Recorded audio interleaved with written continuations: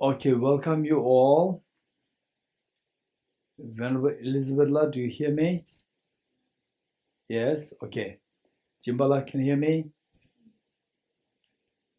Jimbala, yes. Virginia? Virginia, you hear me? You're feeling cold? Okay. 드림에 네 screen sharing 가장 이해다. 스웨덴은 차보다 렌치다. Okay, we'll recite this Ye Dharma mantra 3 times. Ye Dharma Dharma. Om Ye Dharma Hetu Prabhavam Hetum Tesham Tathagato Yavatat Tesham Chayo Nirodha Evam Vati Mahashramanaye Swaha Om Ye Dharma Hetu Prabhavam Hetum Tesham Tathagato Yavatat Tesham Chayo Nirodha Evam Vati Mahashramanaye Swaha Om Ye Dharma Hetu Prabhavam Hetum Tesham Tathagato Yavatat Tesham Chayo Nirodha Evam Vati Mahashramanaye Swaha. All phenomena arise from causes. The causes are taught by the Tathagata. The cessation of the causes as well is taught by the great seer. Thank you, Okay, refuge in Bodhicitta.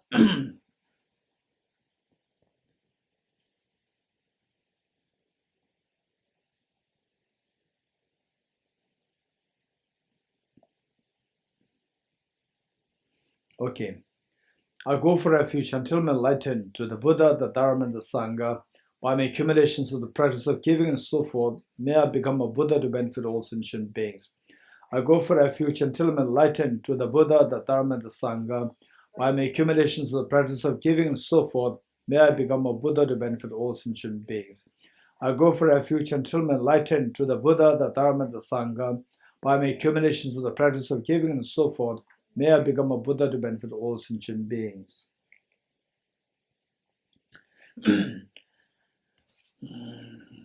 Okay, going back to the text.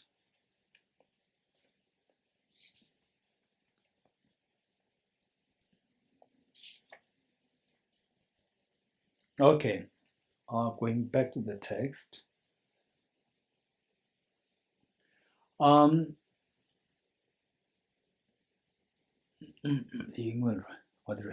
Okay. So now what we're reading here, this is a very important point. When we speak about dependent origination, the idea that things come into being purely by dependent origination, unless until we get this understanding, we will not see the illusion-like nature of all phenomena, without which we cannot be free from suffering. So now from this, what we're reading here, this will take us to understand that the mechanism of what is meant by dependent origination, and then on that basis, see that we might get a feeling as we read the following passages. We might get a feeling that it's like too mechanical, and then on that basis, this like the beginning experience. Initially, it may give you a little bit of unease in your mind. It doesn't matter. We study more, reflect more, then you see the reality. Finally, the point is that we have to see the reality, what the reality is. So if this is reality, then beyond this, what we see as something more than this, that is deception. When you uncover this deception, then you get a wisdom.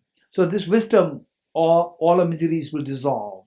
That's whole purpose. With this mind, let us read.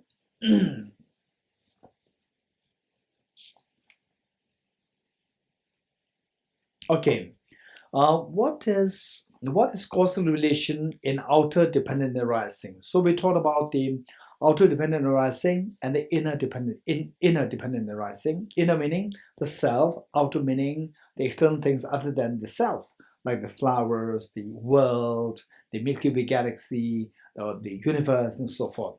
So it says, what is the cause? And within that, we speak about the outer first. Outer, within the outer, then we see causal and conditional. Within the inner, again causal and conditional. So first outer and causal. What is the causal relation in outer dependent arising? It is as follows. Let's say from a seed comes a sprout. First, we plant an apple seed.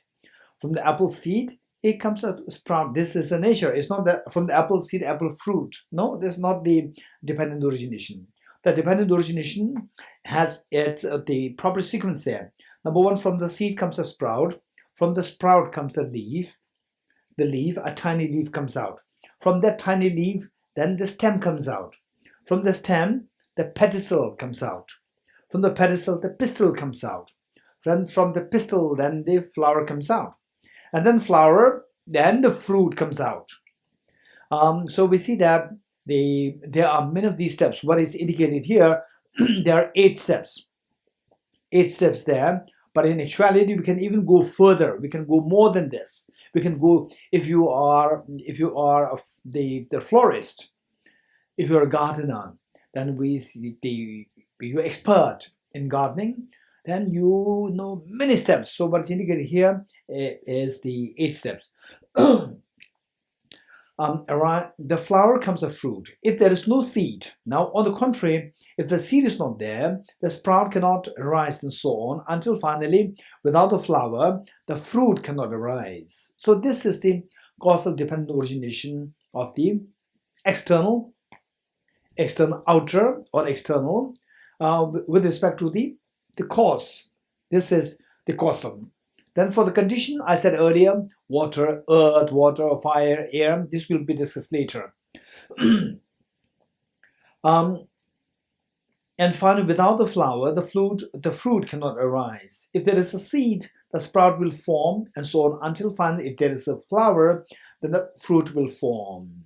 In that process, okay, now from this we come to realize, we'll come to learn what is dependent origination, where there's no external agent to dictate that this should happen. This is a natural process. It says, in that process, the seed does not think, I formed the sprout. The seed gives rise to the sprout. The seed does not think that, okay, I'm going to give rise to the sprout. The seed does not dictate it, meaning that spirit does not have this intention to create the sprout. When the seed is there, when the other factors are there, then it gives rise to a sprout. This is dependent origination. Nor does the sprout think, I'm formed by the seed.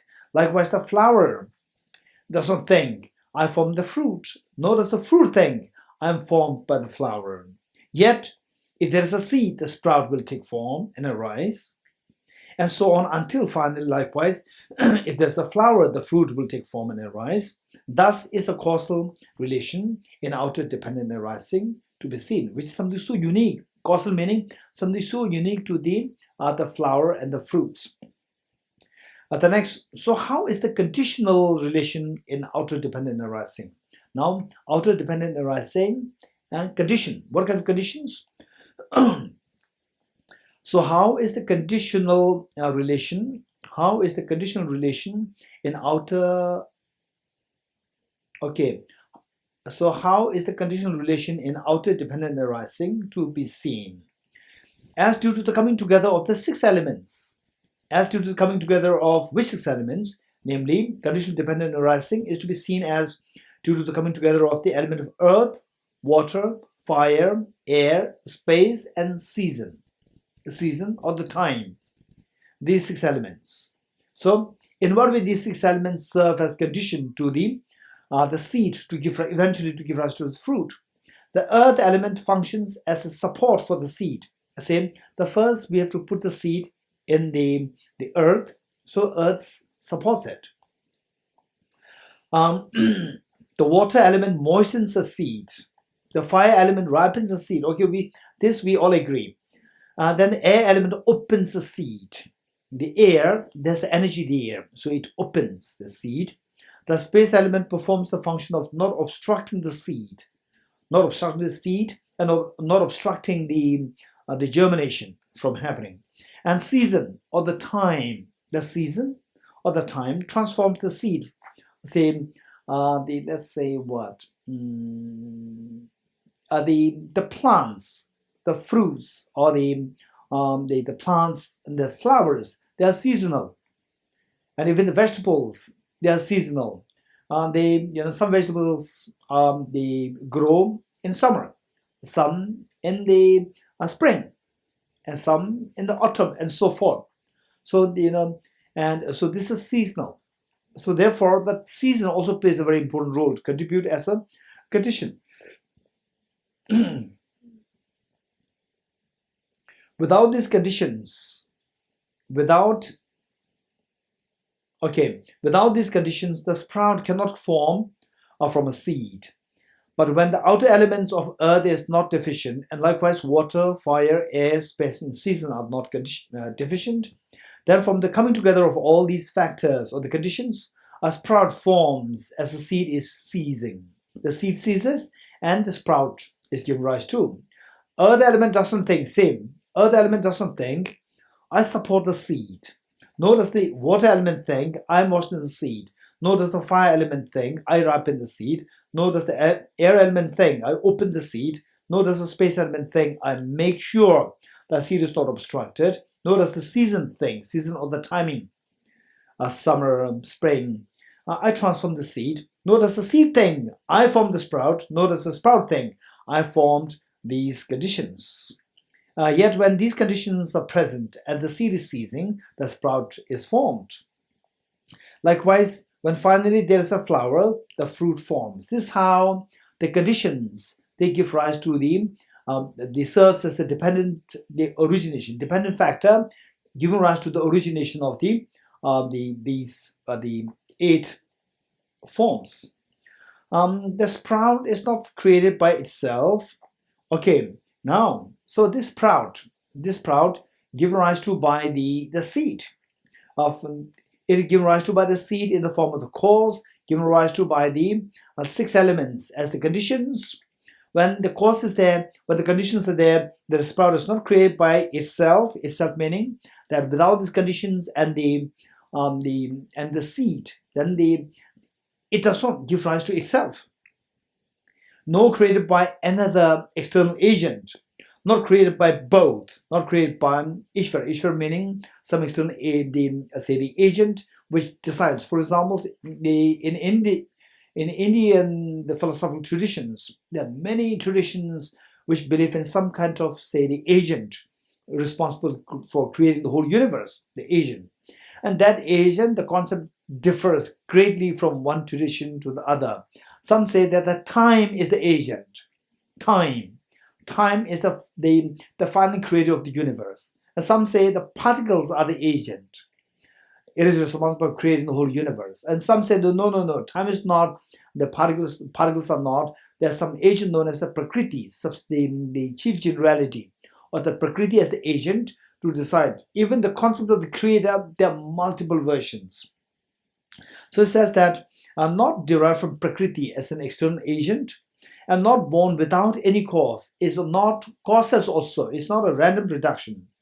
Nevertheless, through the coming together of the elements of earth, water, fire, air, space, and season, the sprout forms as the seed is ceasing. It is formed from the seed, and as the sprout comes into being, the seed ceases. Thus is the conditional relation in outer dependent arising to be seen. Here, outer dependent arising is to be seen in terms of 5 aspects. Okay, now this outer dependent arising, let's say how the plants come into being, the flowers that you plant in the courtyard comes into being, how the universe comes into being, okay, how the COVID comes into being. Here, outer dependent arising is to be seen in terms of 5 aspects. Which 5? As not permanent, as not discontinuous, as not involving transmigration, as the formation of large result from a small cause, and as a continuity of similar type. Okay, these 5 points are very important. The more we reflect on these 5 points, our understanding of the dependent origination becomes clearer, and it becomes experiential. And the more we delve into these concepts, then in the future lives, then your conviction in the efficacy of the dependent origination will become very strong. Okay, so what are these 5? All these are going to be explained in detail one by one. First, it says that as not permanent. The next line says, the next para. How is it not permanent? How is it not permanent? It is not permanent because the sprout and the seed are different. Let's say the seed gives rise to the sprout. If the seed is permanent, then the seed should remain as seed all the time. Whereas, on the contrary, the seed gives rise to the sprout, and the sprout is not the seed. The earlier seed ceases. So it is not permanent. It is not permanent because the sprout and the seed are different. When a sprout comes into being, the color, the shape, and so forth of the sprout and the seed, these are different. The sprout is not the seed. The sprout does not come from the seed after it has ceased. Meaning that, okay, these are little technical. These concepts will really help us to grow in our thinking. It will sharpen our thinking. So the sprout does not come from the seed after it has ceased. Meaning that, okay, my question to you, all of us, my question to you, all of us, is that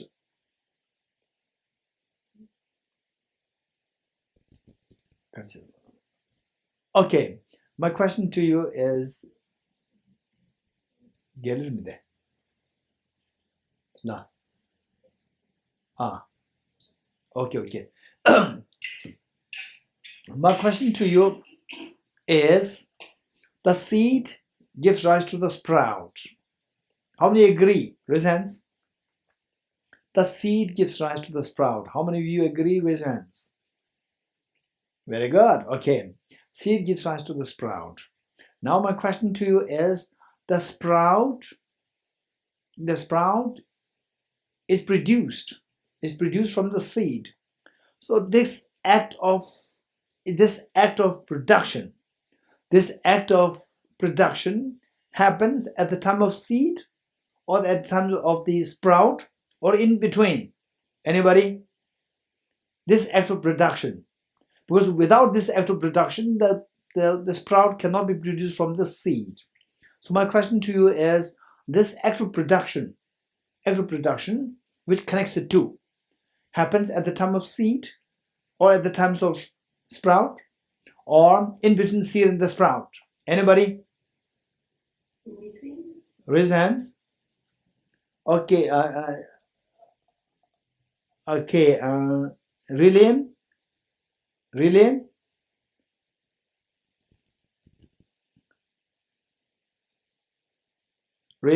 Unmute.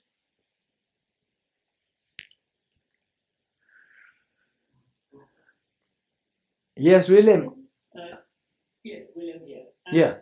The sprout will be produced at the same time when the seed stops or ceases. So you either get one or the other, no in between. Okay, my question to you. So just follow my question. William, where are you from? I'm living in Melbourne, Australia. Australia. Okay. Australians. I hope the Australians have good year. Right. Okay, you should have good ear, meaning that you have to get my question correct. Give an answer according to the question, right? My question is, this act of production of the sprout happens at the time of seed, or at the time of sprout, or at the time of in between the seed and sprout. You choose one. Don't reject anything else. Just choose one of your choice. Subhashini ji, unmute yourself. Yes. It is a process. I know it's a process. This again, the Bangalore people should have good ears. The process starts with the seed and ends with the sprout. Yeah, I know that. Okay, production, act of production, it happens in time. Which time? At the time of seed, at the time of shoot, or at the time of sprout? No, it is a continuous process from a seed to a sprout. Okay, which means that okay. Okay, let us all listen to what Subhashini ji has said. She said that it's a process. It's a process. It starts from the seed and it finishes. It gives rise to the sprout. No, it finishes when? It begins with the seed and it finishes at the sprout. Which means that, okay, which means it ends at the sprout. Yes. Okay. It ends at the beginning of the sprout? No, it depends on it depends on how much you want the sprout. Okay. So then if I don't want the sprout too long, then it ends at the beginning of the sprout. Yes? A lot of people eat sprouts. No, you. So they wait for. I'm asking you. So some of the sprouts, the production of the sprouts can stop at the beginning of the sprout. Is this what you're saying? Some of the sprouts. Not really. Okay, which means it won't stop at the beginning.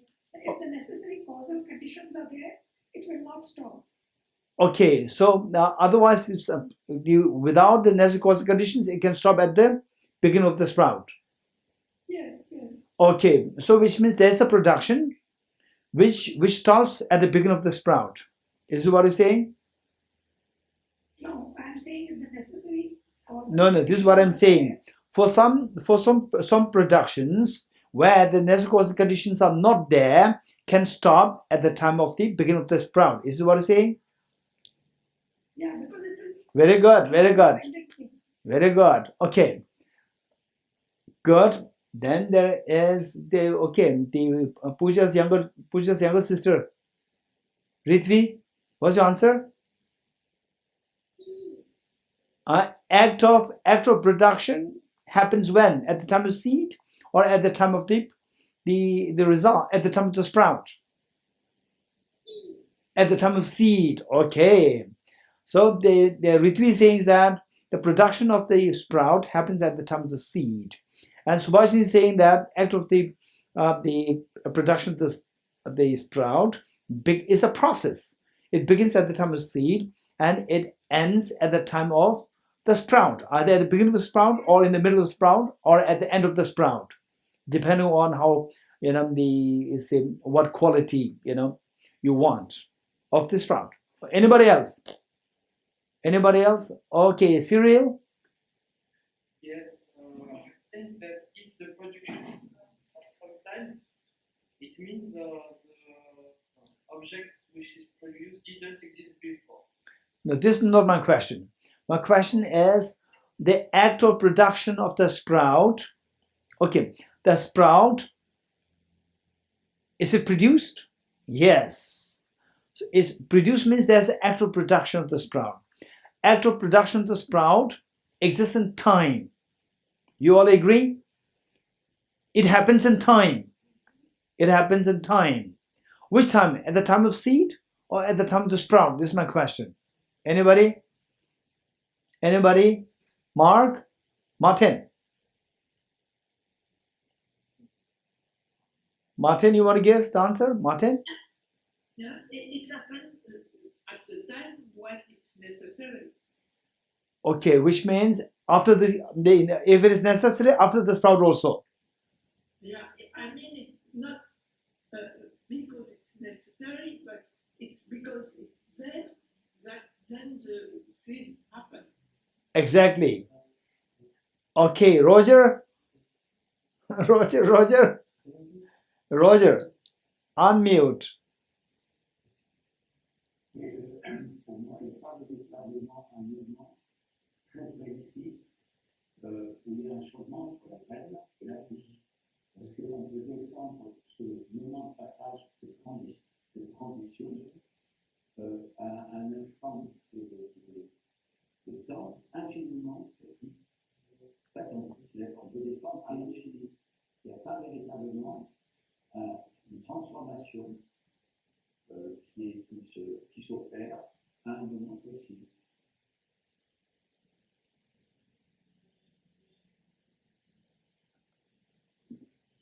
Okay, Jimbala.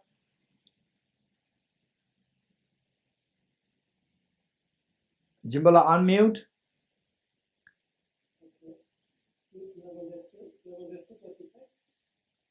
No, I don't speak French. The time of production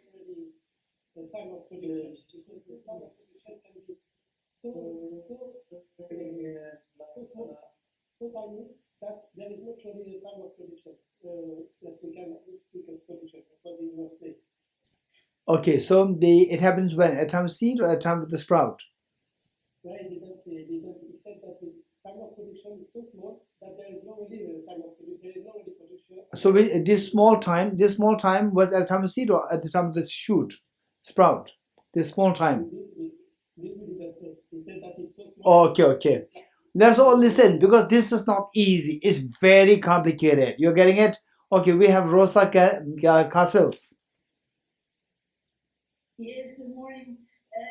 I think that there is a time in between where the seed ceases to be a seed and the sprout is not yet a sprout, and that's the time where in between where the transformation takes place. Okay, so the Rosa is saying is that it's not at the time of seed.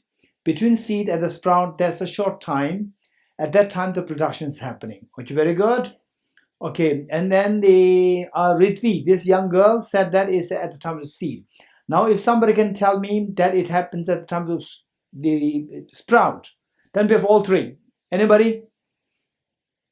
Anybody who thinks that the production happens at the time of the sprout?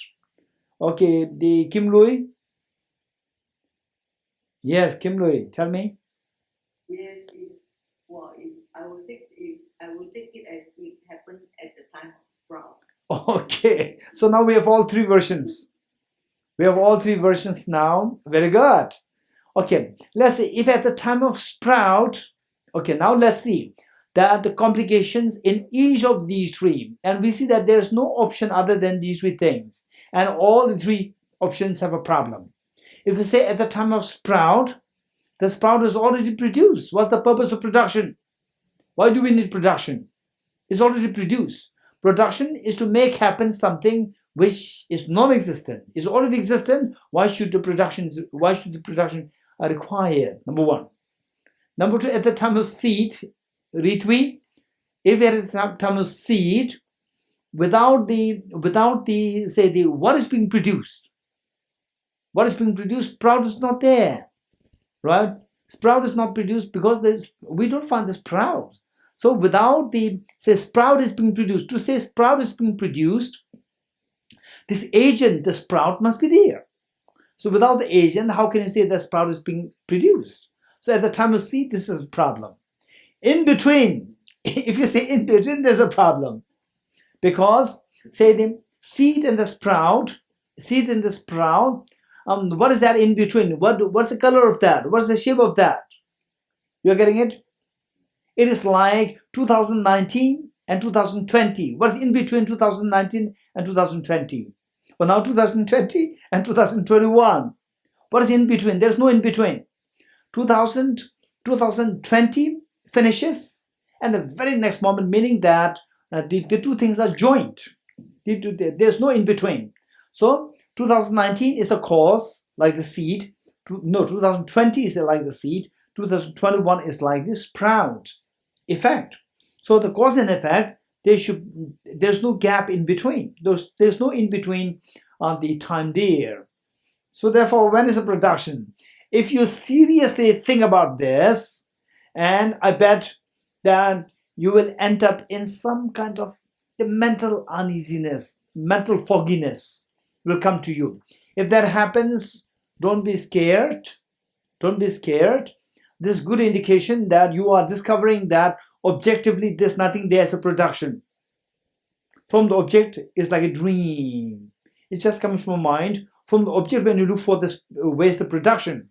At the time of seed, at the time of the effect, as a sprout, or at the time in between, you cannot point it anywhere. And then you may feel that because it's not there, but without the production, you cannot deny the existence of production. But where's that? Not at the time of seed, not at the time of the sprout, not in between. Where is that? You can find it. So you feel a clash. One, the undeniability of the existence of the production, and the other one, your inability to pinpoint the time of the production, the seed, sprout, and the in between. So there, this clash is reflected in the form of unease feeling in you. Unease is quite, for some people, it can be quite disturbing. For me, when I felt, it was like, I think about like 30 years ago, when I was first reflecting on this question, it really disturbed me so badly for a few days because I could not locate where this production is, yet the production is undeniably happening. Okay, so with this, back to the text. Objectively, there's no production. Exactly. Okay, now we are reading. We continue to read from the text. Are we going to read the text? Okay.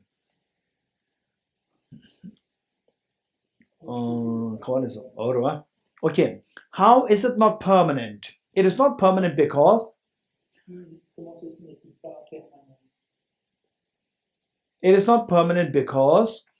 sprout and the seed are different. The sprout is not the seed. The sprout does not come from the seed after it has ceased. Okay, let's say the seed has ceased. The seed has ceased. There's no more seed. There's no more seed now. And from there the sprout originates. No. In order for the sprout to originate, it should originate from something. Now we would say it originated from the sprout, the seed, but the seed has already ceased. From this, it cannot, what is ceased, it cannot come out from that.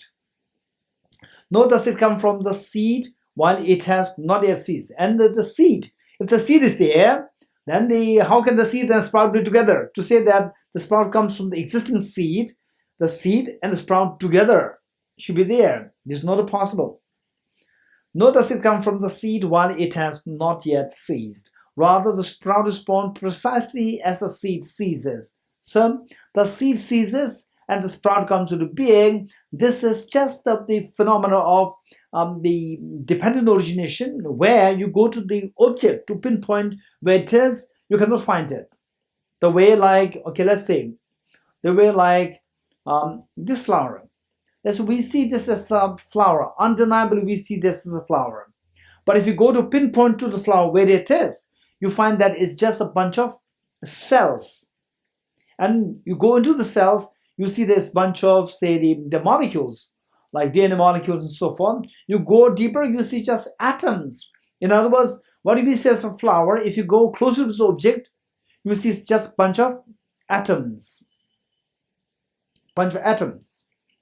And none of the atom is a flower. If you go towards the object, the flower disappears. So the flower does exist from distance. You look at it from distance, you see it's a flower, that's it. Don't try to go to look for the flower from the object. Objectively, there's no flower there. It only exists subjectively.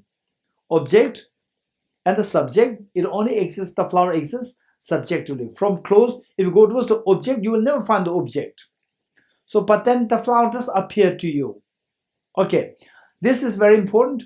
Particularly for those of us who are totally new to this concept, You may get a little lost, but bear with me. And those of you who have some exposure to this concept, this is very important. Okay, gallery. Okay, this is a very important question. Some of us, when we say that everything comes from the mind, you may feel a little disturbed. Then there's a danger that we may fall into nihilism. In a way, you are saying that there's nothing there, nihilism. Okay, how to avoid this? One way which can be helpful, and of course the best way by which the nihilism can be avoided is by thinking. One is emptiness, and the other side is dependent origination. Emptiness and dependent origination. So these are two sides. If you see emptiness, this is one side, but the other side is not nothingness. There is dependent origination. This is very important. If you see dependent origination, then nihilism will be gotten rid of. And I like to share with this group as well. This is very important. How these two things, emptiness should not be seen as nihilism. Emptiness should not be seen as nothingness, or should not be seen as nihilism. And I do this very important point. And of course, this sutra, the best if you can complete this sutra. But if not, at least we need something to take away.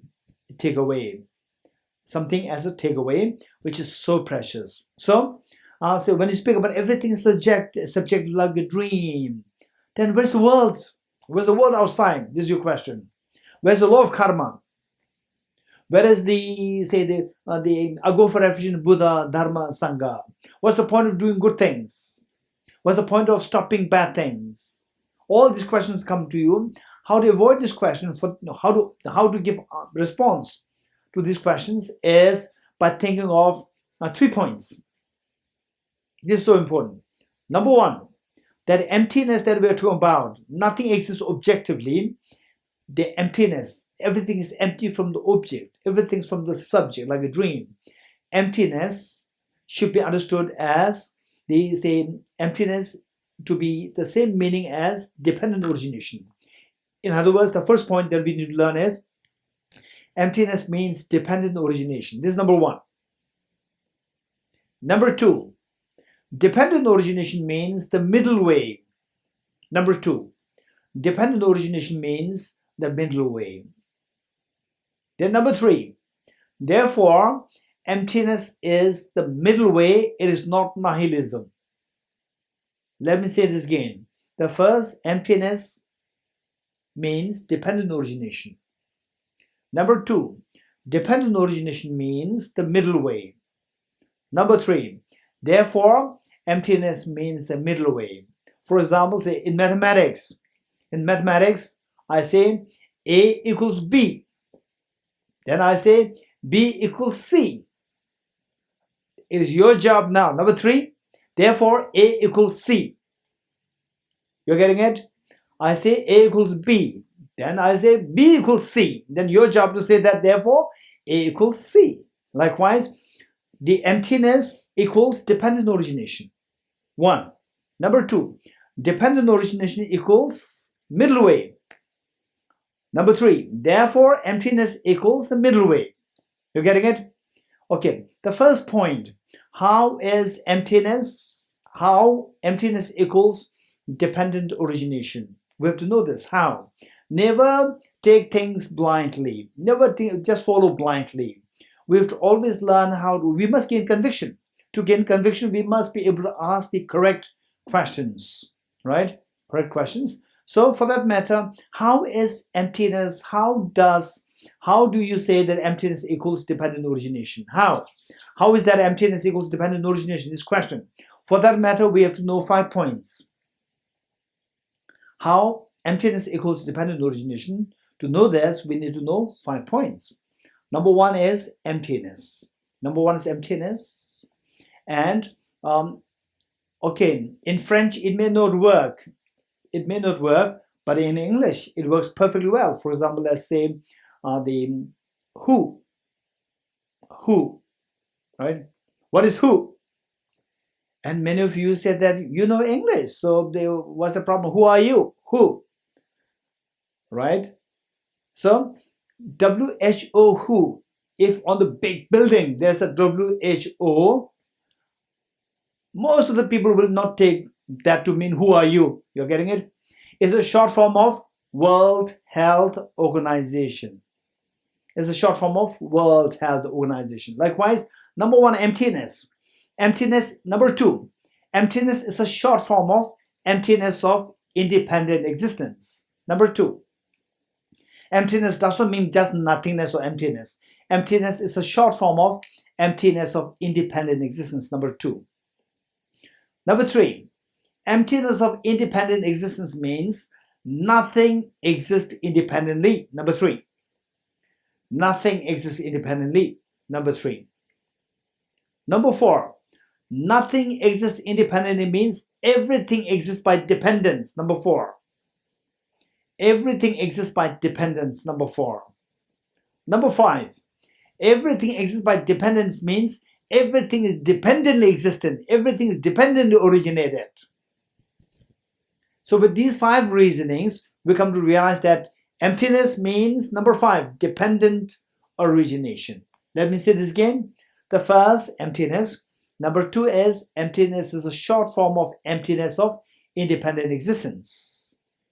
Number three, emptiness of independent existence means nothing exists independently. Number three.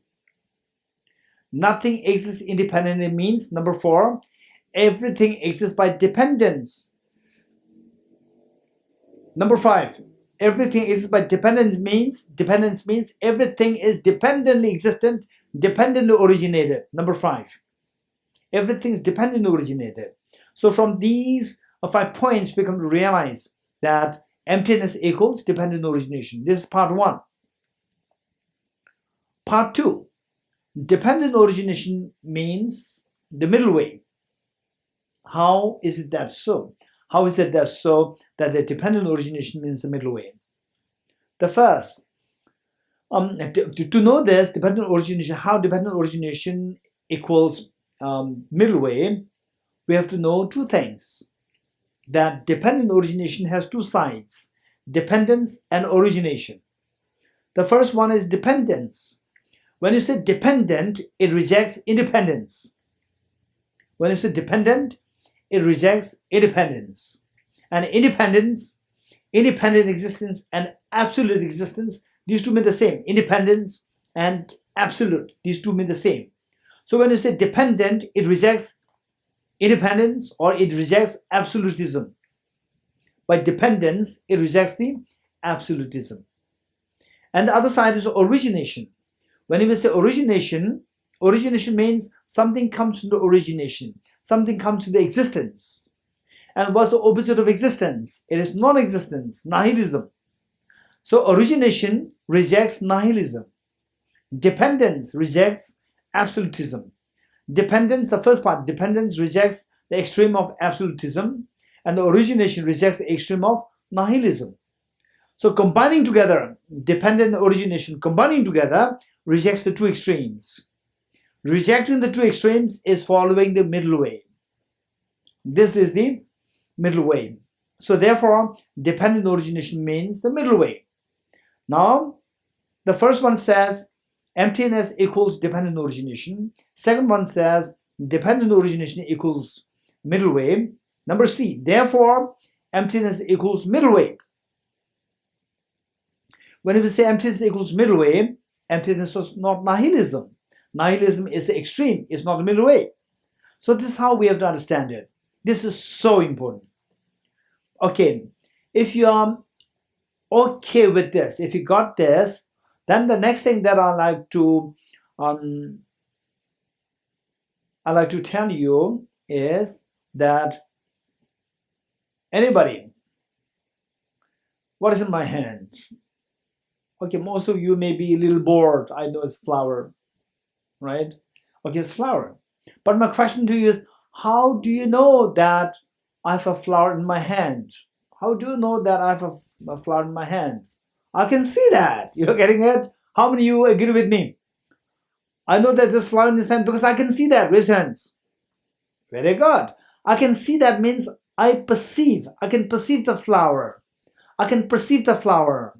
The flower appears to me. You're getting it? The flower appears to me. The flower appears to me. So this is the final verification, the final testimony to say that, yes, I can say there's a flower there. The flower appears to me. You're getting it? So in a way, what is happening is that flower appears to you. Then now the winter is appearing to you. France, winter must be terrible, right? Winter, okay, now I can see the winter now coming, right? Okay, so people are in okay, that's William is in jacket, and many of you are in your sweaters. Okay. So we see that this is that that it appears the flower, the winter appears to your mind, the flower appears to your mind, the screen appears to your mind. You're getting it? So the thing is that what you see as something is there is just something what appears to your mind. This is undeniable. Do you agree with me or not? Right? Okay, if I eat food, my hunger disappears. If I drink water, my thirst disappears. This is what appears to me.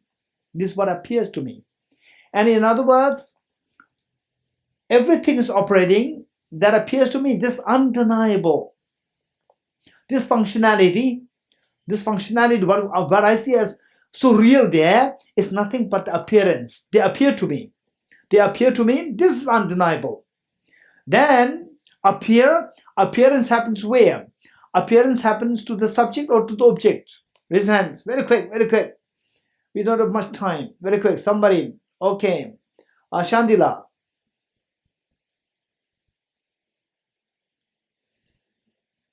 Appearance happens from the subject.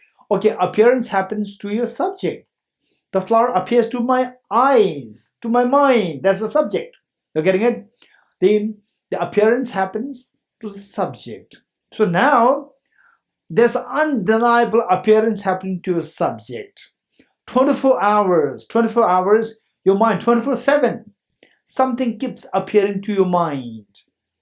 Cause and effect, all these things. Okay, then your mind over the last 2 years. Over the last 2 years, okay, you plant a tree. 2 years ago, you have seen that. Now, you see the plant has grown very tall. You are seeing this. So, over the stretch of 2 years, you perceive the plant growing. You're getting it? And over the 20 years, you see that the people are growing old. You're getting it? So, me, when I was 7 years old, I was as cute as this girl, Prithvi. Huh? No, Prithvi. Ritvi. Right? When I was 7 years old, I was as cute as this girl, Ritvi. Now I'm 53 years old. I'm no more cute. This is a change happening. In the span of these 53 years, in the span of 50 years, I can see that there's a change happening, right? Some change very short-lived, some change spread with a span of 50 years, 80 years, 100 years, 1,000 years. So this is what is happening. You're getting it? So this all what is appearing to my consciousness. And Prithvi, she did not see things happening over 50 years. I saw that, right? She's very young. So what I'm saying is that this is all what is happening. They're all what we see. This is undeniably the reality. Appearances happening, all the functionalities that is happening around. At the most, what you can see is I can see that. That perception is taking place in your subject. This is undeniable. You're getting it? You're getting it. Okay, don't forget this. Next, my question to you is, if you see me in a water, you are sitting 1 kilometer away from me. Let's say that you are sitting 1 kilometer away from me, and you are seeing me in water. And you're very curious. How come that he's floating in the water? Right? I don't think he has miracle power. So you want to analyze whether it's a real water or it's a mirage. You want to analyze, you want to just investigate whether it is real water or it is a mirage. Okay, my question to you, anybody, How would you evaluate what you're seeing as what you're seeing as deceptive, or what you're seeing as the real water? How would you evaluate that? Anybody? Raise hands. Very quick, very quick, very quick. Okay, Anna Sophie. Anna Sophie is expert. I know she will give the correct answer. You go further to see if it's water or not. Okay, good. The Pavani. I have the same answer. I go closer and check. Okay, good. Anybody else? Anybody else? Okay, Cyril. Maybe I can ask to other people. Okay, you ask somebody who's drunk next to you. Somebody drunk. Yes, Okay, Gishila is swimming in the water. This is what he may say, right? Okay, Isabel. Je vais faire un raisonnement logique en me disant c'est pas possible, donc voilà ce que je pense. Je le pense déjà, quoi, que c'est pas possible. I will try to make some logical reasoning to say that it's not possible. I already know it's not possible with water. Okay, why not? Why not? Why? How do you say that it's not water? You're getting it? How do you evaluate this? Okay, Roger. Moi, je vais vous dire que c'est certainement l'être éveillé. I will tell myself that it is certainly an enlightened being.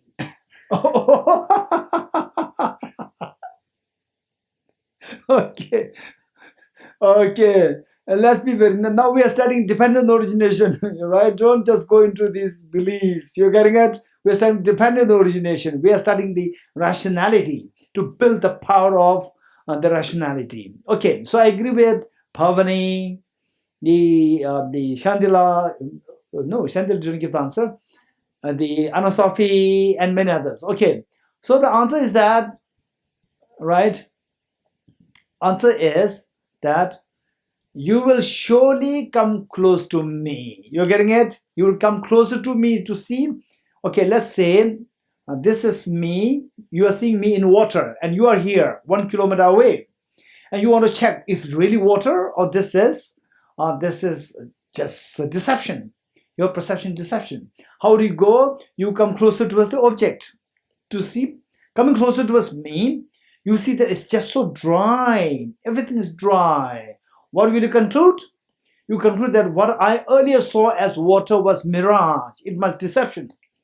I was deceived. I was deceived to see the mirage as water. How many of you agree with me? Raise hands.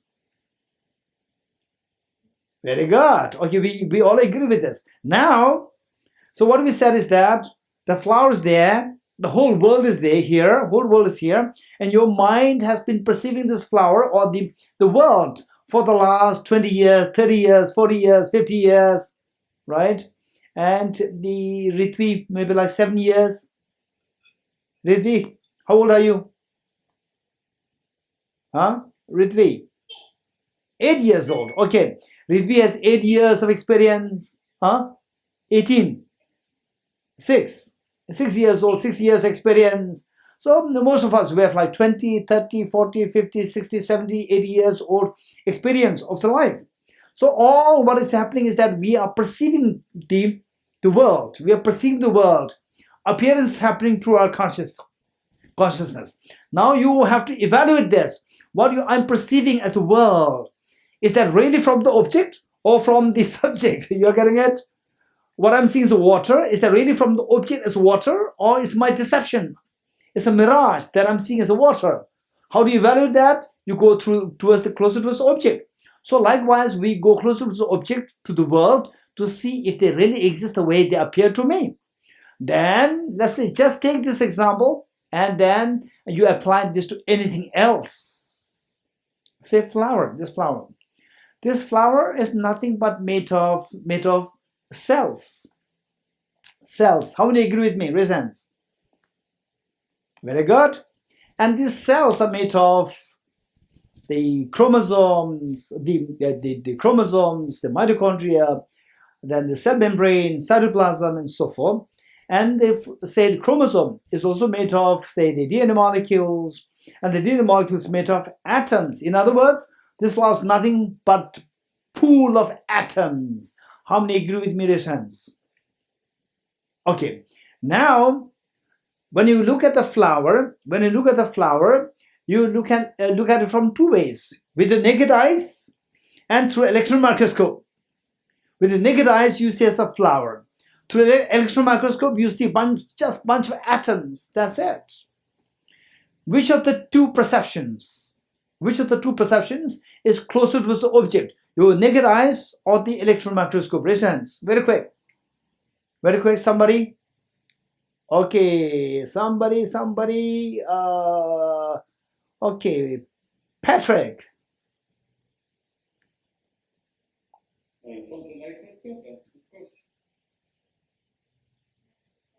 Microscope. Mary. Yes, thank you. Mary. Unmute. Same. How many you say microscope?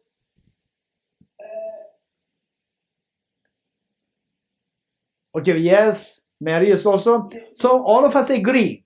What our naked eye sees is further away as compared to the what we see as the object of the through the electron microscope. Through the electron microscope, what we see is the closer to this object. You're getting it?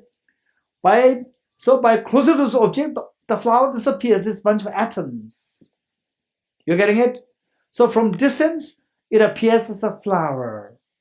So from this, what we conclude is that from the object, there's no flower there. What we see as object is just a mere appearance. It appears to the mind, it appears to the subject, but from the object, you go close to object, it's not there. What we perceive as a flower is just what is happening in the mind or the subject. It's mere perception taking place, undeniable appearance happening to our mind, undeniable appearance of the world appearing to our mind.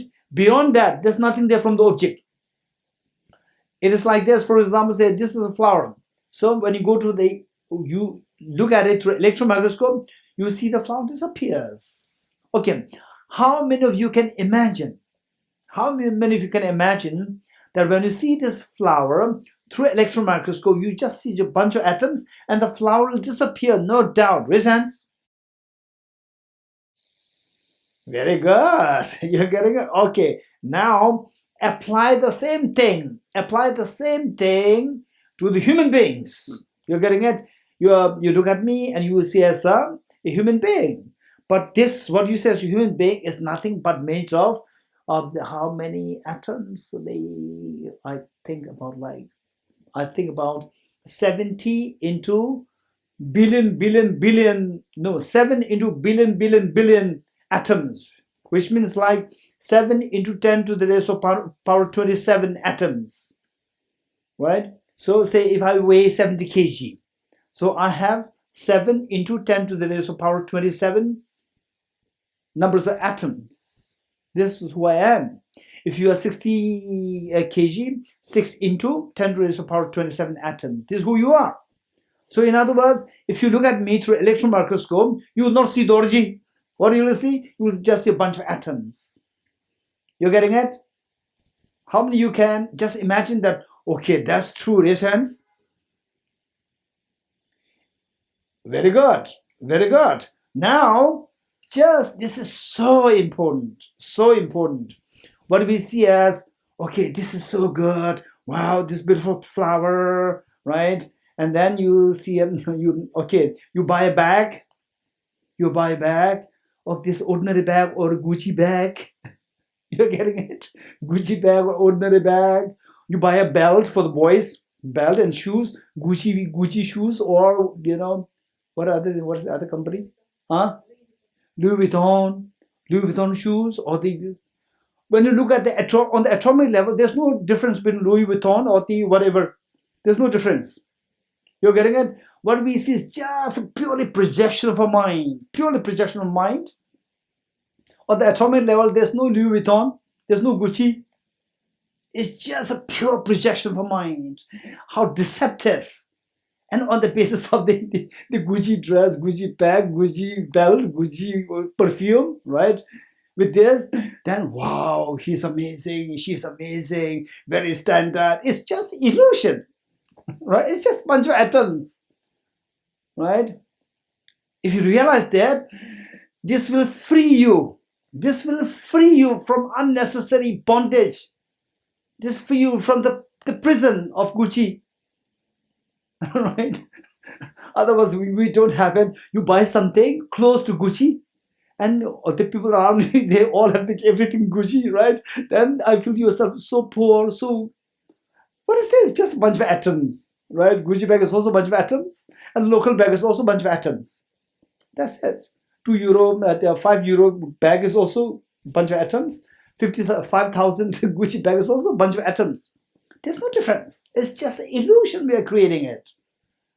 Okay, I don't mean to undermine, I don't mean to be scornful of somebody using Gucci. This is not my intention. But the thing is that it imprisons us. It imprisons us, right? So, believe it or not, when you see things as there's just a bunch of atoms, that's very true. It's a bunch of atoms. Whereas the Gucci, it dissolves. Forget about Gucci. Even the boy, the concept of male and female also dissolves, right? Maleness and females is a concept of the physical body. And the physical body, you subject the same thing through very closely through electron microscope. You see it's such a bunch of atoms. That's it. Within that bunch of atoms, there's no male, there's no female, right? All these concepts dissolve. It's such a freedom. When you really get it, right? Just observe your mind. Just observe your mind, how your mind reacts. The moment you see, right? Okay, let's say the Gucci bag and the local bag, right? €5 bag and the 5,000 Gucci bag. You look at it without this analysis. Look at it. There's a stark contrast. Gucci bag is so blazing. Your mind simply becomes light and excited. You see local bag. What is this, right? What is this? So aversion comes. But on the atomic level, there's no difference. 100% there's no difference. This concept is purely coming from your mind. There's nothing there from the object. It's a Gucci bag, or Gucci belt, Gucci perfume, Gucci this, or Louis Vuitton. What is that, Louis Vuitton? Louis Vuitton. Right? There's nothing. Okay, these are all projection of our own mind. It's an incredibly great relief. It's incredibly great relief, right? This is a freedom. Freedom. And this is the meaning of waking up from the sleep or from the dream of the conventional world, from the dream of the Louis Vuitton, from the dream of Gucci, from the dream of relationships, from the dream of samsaric positions, the power, wealth. You just wake up. What a freedom! This is known as nirvana. You're getting it? Okay. Okay, now we continue reading this. So the point that I'm sharing with you here is that we continue reading this.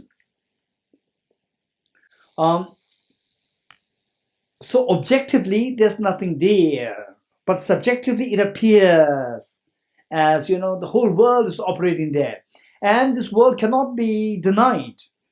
The world is operating, and this is something undeniable reality. We have to accept the reality, but this reality is known as dependent origination. There's no objective, there's no independent reality. It's just a dependent origination. Dependent origination, seen from one side, you see dependent origination. Seen from the other side, you see the emptiness of objective existence. Things all exist by dependence on your mind. Okay. Okay. How is it not discontinuous? So we see that not is one negation. This is the another negation. There are two negations used. How is it not discontinuous? Meaning, how is it continuous? So they say the seed and the sprout. It is not like, say, the night shift for somebody, day shift and night shift. In the hospitals, say, okay, now I'm day shift, and the colleague is that they're doing the night shift. So day shift person, and then so what time? Say like 8 p.m. or 7 p.m. Then the day shift person moves out, and the night shift comes. So these are two different people. two different people. And if it is that, for example, let's say the day shift person does not hand over anything to the night shift person. Day shift person leaves, the night shift will have no clue, what should I be doing? Because these two are two different people. So likewise, the seed and the sprout, these two are not discontinuous, like two different people. Seed and sprout, these two follow the continuum. They follow, these two they are continuous. These two are not the discontinuation. How is it not discontinuous? It is not discontinuous because a sprout is not born from a seed that is already ceased, meaning that seed has ceased, now there's a gap, from there the sprout has come. No, these two are connected. The seed and the sprout, there's no gap in between. If there's a gap, then the sprout should come from the seed ceased. No, from a seed that has not yet ceased, meaning that the seed is still there, and from there then the sprout comes out. No, seed is still there, sprout comes out, sprout and the seed should be together. This is also not possible. Rather, like the beam of a scale tilting from up to down, a sprout is born physically when the seed has ceased. So just conventionally, how subjectively it appears, the seed ceases and the sprout arises. These two things happen simultaneously, like the two sides of the balance. Say the balance, you buy vegetables, one is a vegetable, the old style balance.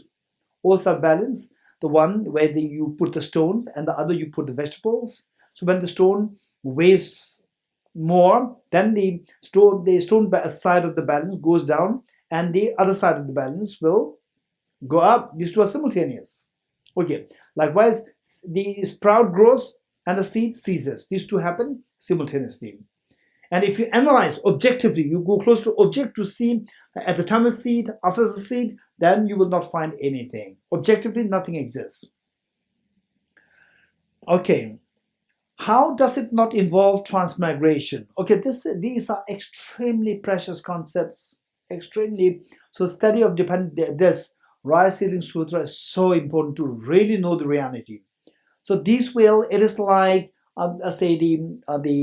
it is like removing the dirt. Say there is let's say the silver container or gold container which has the stains for many years. How do you remove the stain? First you remove the first layer, second layer, you keep scratching it, and more layer you remove it. This is how the self-grasping ignorance, it has so many layers since time immemorial till now. Self-grasping ignorance has been so thickened in a mind. So you keep scratching it. So all these what we are learning here, these are the ways and means to scratch the layers of the self-grasping ignorance, which very strongly believes it's a chronic illness of believing things to be objectively real. So how does it not involve transmigration? Meaning that, say, for example, one example the Buddha gave is, say, your face and the image of your face on the mirror, in the mirror. Your face is here, and you look at the mirror, you see the image of your face there. So this image, it's not like your face is here, your face moves towards the image. No, it doesn't move. It's just by dependent origination. Just by dependent, the face is here, mirror is there, there's a gap there, and there's no obstruction. But it depends on all these factors, then the image is created. It's not that, there's something from here, substantially here, objectively here, moves from where your face is to the mirror. It does not happen like this. Is the transmigration here means, in that context, something objectively there, moving from where it was, from the seed to the sprout. It doesn't happen like this. There's a constant flux of the change happening, and this is what is known as the sprout given rise to by the seed. How does it not involve transmigration? It doesn't involve transmigration because the sprout and the seed are different. It's not that my face moves there, right? Seed moves to the sprout. No, because the sprout and seed are very different. If the seed transmigrates, if the seed moves objectively, it moves to the sprout, then at the time of the sprout there should be the seed. But there's no seed to be seen we only see the sprout, and what is sprout and what is seed, these two are very different. So therefore, transmigration, objective transmigration objectively, it does not happen. That which is a sprout is not the seed. How does it entail the formation of a large result from a small cause? This is again another aspect of the cause and effect. From a very small cause, a huge result can happen. For example, like there's a Tibetan expression which says that even if the flower is small, it is very beautiful to be as an offering to the Buddhas and Bodhisattvas. It's a beautiful expression. Although the flower is very small, but if the intention is so pure, it can reap the enormous merit, enormous benefit, enormous results. You offer just a tiny flower, a very tiny flower. Ordinary people just throw this, but you offer this out of incredibly great, say, respect, devotion, and so forth. Then the result that you get is just enormous, although the cost is very small. Okay, so this is another reality of the cause of a relationship. So it says, how does it entail the formation of a large result from a small cause? A large fruit forms from planting a small seed. You plant just a very tiny, like 1 mm or 2 mm size seed, and then it gives rise to thousands of the same seeds. Okay. A large fruit forms from planting a small seed. Therefore, it entails the formation of a large result from a small cause. Lastly, fruit forms precisely according to the type of the seed planted. Therefore, it involves a continuity of similar type. So this is another aspect of the cause and effect relationship. Okay, in fact, this is something which is the extremely important concept taught by, of course, taught by Buddha, further explained by the Arjuna, and then Arya Sangha, incredibly great, the encyclopedist. What is said is Arya Sangha, he taught, pertaining to the cause and effect relationship, he taught what is known as the three conditions. Three conditions. The first one is unwavering condition. Unwavering condition. Number 2 is the condition of impermanence. Number 3 is the condition of potentiality, or the condition of concomitancy, or the condition of potentiality. Three conditions. This is very important. If you remember what we learned from the beginning, whosoever sees dependent origination will see the Dhamma, and whosoever sees the Dhamma will see the Buddha. This is one part. The next part is very important. There are three things. Next part. Because this exists, that exists. Because this is produced, that is produced. Because of ignorance, karma is accumulated. Because of karma, consciousness comes into being. Because of this, name and form and so forth. So there are three things there. And Arya Sangha taught the three conditions. So now apply the three conditions to these three things. Because this exists, that exists, corresponds to the unwavering condition. What is the unwavering condition? Okay, this question. The next one is, because this is produced, that is produced. It is the condition of impermanence, number 2. Number 3, because of ignorance, contaminated karmas arise, because of which consciousness arises. So that is the number 3. That is the condition of potentiality, or the condition of the concomitancy. Okay, I'll explain each one of them. The first one, unwavering condition, which the Buddha taught as, because this exists, that exists. Only when the cause is there, then the effects will be there. Because the cause exists, the effects will exist. Without the cause, say like some external agent, right? Nothing will happen. It only happens because of this, the proper cause. Number 1, the cause must be there. Cause must be there. Say the cause must be there as an unwavering factor for the effect, not otherwise. Number 1. So that is what Arya Sangha said is the unwavering condition. Then number 2 is, because this is produced, the Buddha taught, because this is produced, that is produced. That is the cause of the impermanence, the condition of the impermanence, meaning that Not only there should be the cause, but the cause must be impermanent. Because this is produced. Produced means impermanent thing. Something which was non-existent comes into being, is impermanent. Because this is produced only because the cause is produced, only then the result can be seen as produced. That is produced. So that is the condition of impermanence. Number 2. So which means now what we know is that the first stage must be the cause. Number 2, the cause must be impermanent. Number 3 is that because of ignorance, contaminant karmas arise. Not because of the wisdom. Not because of the wisdom. The non-dual wisdom will not give rise to contaminant karmas. It will only give rise to uncontaminated karmas. So the contaminated karmas and afflictions, these are only given rise to by the ignorance. Ignorance gives rise to the birth, craving, grasping, then the becoming, birth, death, aging and death. These are all created by ignorance, not by the wisdom. So that is the meaning of the condition of the potentiality. Let's say that I'm so keen to enjoy mangoes.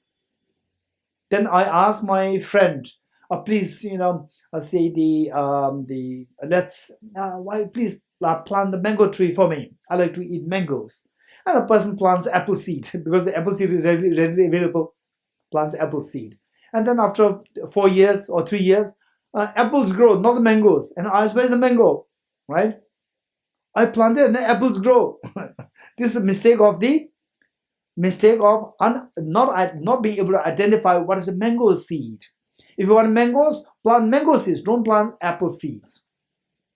If you want happiness, plant the seed of the happiness, not the plant of the suffering. Not plant the seed of the suffering. Right? If you want happiness, if you want wealth, don't go for stealing, corruption, and so forth. Go for giving. That is the cause of the potentiality. So we have to engage in the cause which has the potential to give rise to the desired result. That is the meaning of the condition of the potentiality or the condition of the concomitancy. Concomitancy means the result that you're expiring and the cause that you should cultivate. These two must be concomitant in nature. These two must be similar in nature. Okay.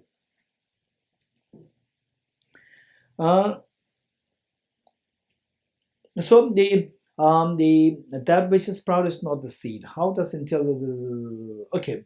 Lastly, fruit forms precisely according to the type of the seed planted. That is the condition of the concomitancy or the condition of the potentiality. So only if you plant the seed of apple, you can expect apples, not mangoes.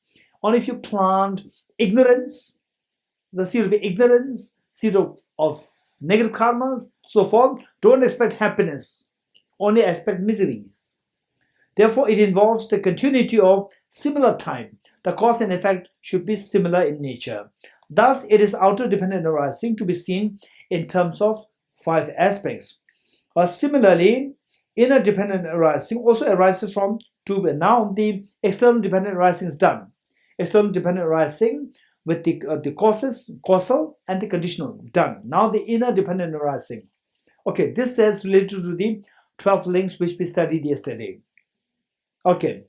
Similarly, inner dependent arising also arises from 2 principles.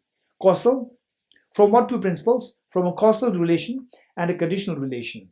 What then is the causal relation in inner dependent arising? It starts with ignorance. Okay, there are 12 links of dependent origination. It starts with ignorance. Causing formation. Ignorance giving rise to the number 2, which is formation or the karma, and so on, until finally birth. Number 11, birth causes aging and death. This is the causal. If ignorance does not arise, now to reverse this, if ignorance does not arise, then formation do not manifest and so on, until finally if birth does not arise, then aging and death do not manifest. Likewise, from the existence of ignorance, formation occurs and so on, until finally from the existence of birth comes aging and death. Ignorance does not think. I produce formation. Yes, when the ignorance is there, invariably attachment, aversion, these afflictions arise from which the karmas, the contaminant karmas are given rise to. And the ignorance doesn't think that I'm going to give rise to the contaminant karmas or the formation. Ignorance doesn't think I produce formation. No two formations think we are produced by ignorance, and so on. Finally, birth does not think I produce aging and death. No two aging and death think I'm produced by birth. When the birth is there, invariably aging and death arises. Right? Okay, this is dependent origination. But dependence of birth, the aging arises. In fact, the Buddha asked, the Buddha rhetorically he brought this question. Is it true that all who are born in samsara will die? The Buddha said, yes.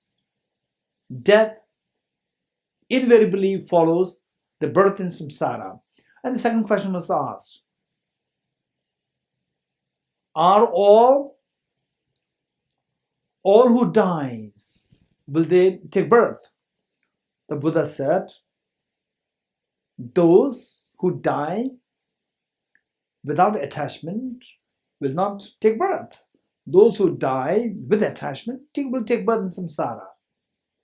Okay, so this is the law of the, one, without attachment, the cause, dependence on which samsaric birth, that cause is severed, the birth will stop.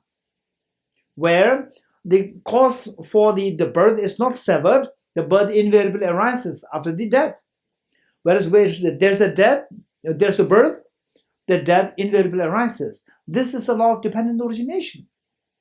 So with this, it makes us very courageous, number one. So there, for example, say me, when I was younger meaning that when I was in my 20s or teenage, physically I was very, very agile.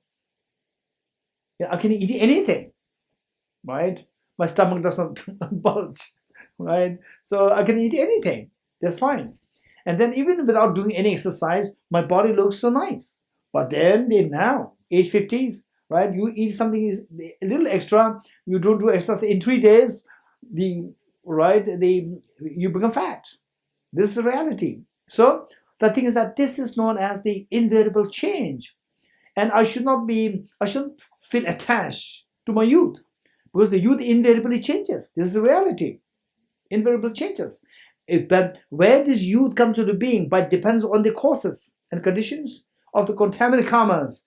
So this, undesirable things as aging and death is bound to happen. So if you know these realities, you will not be shocked.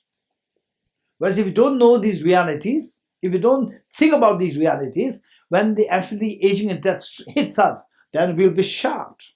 So some people, as they age, like studying dependent origination, practicing bodhicitta, then the person deep inside, the person becomes happier.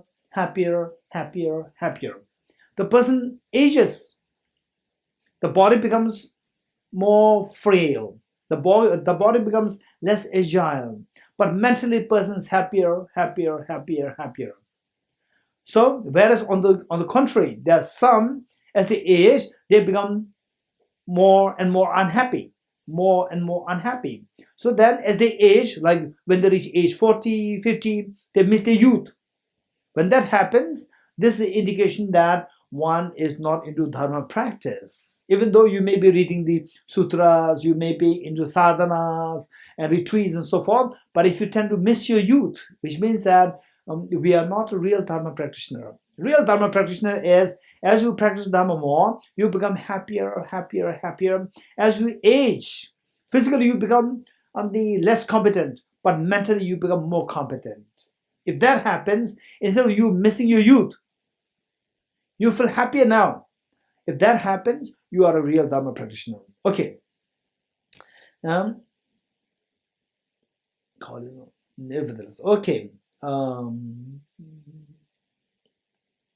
Nevertheless, we continue reading this.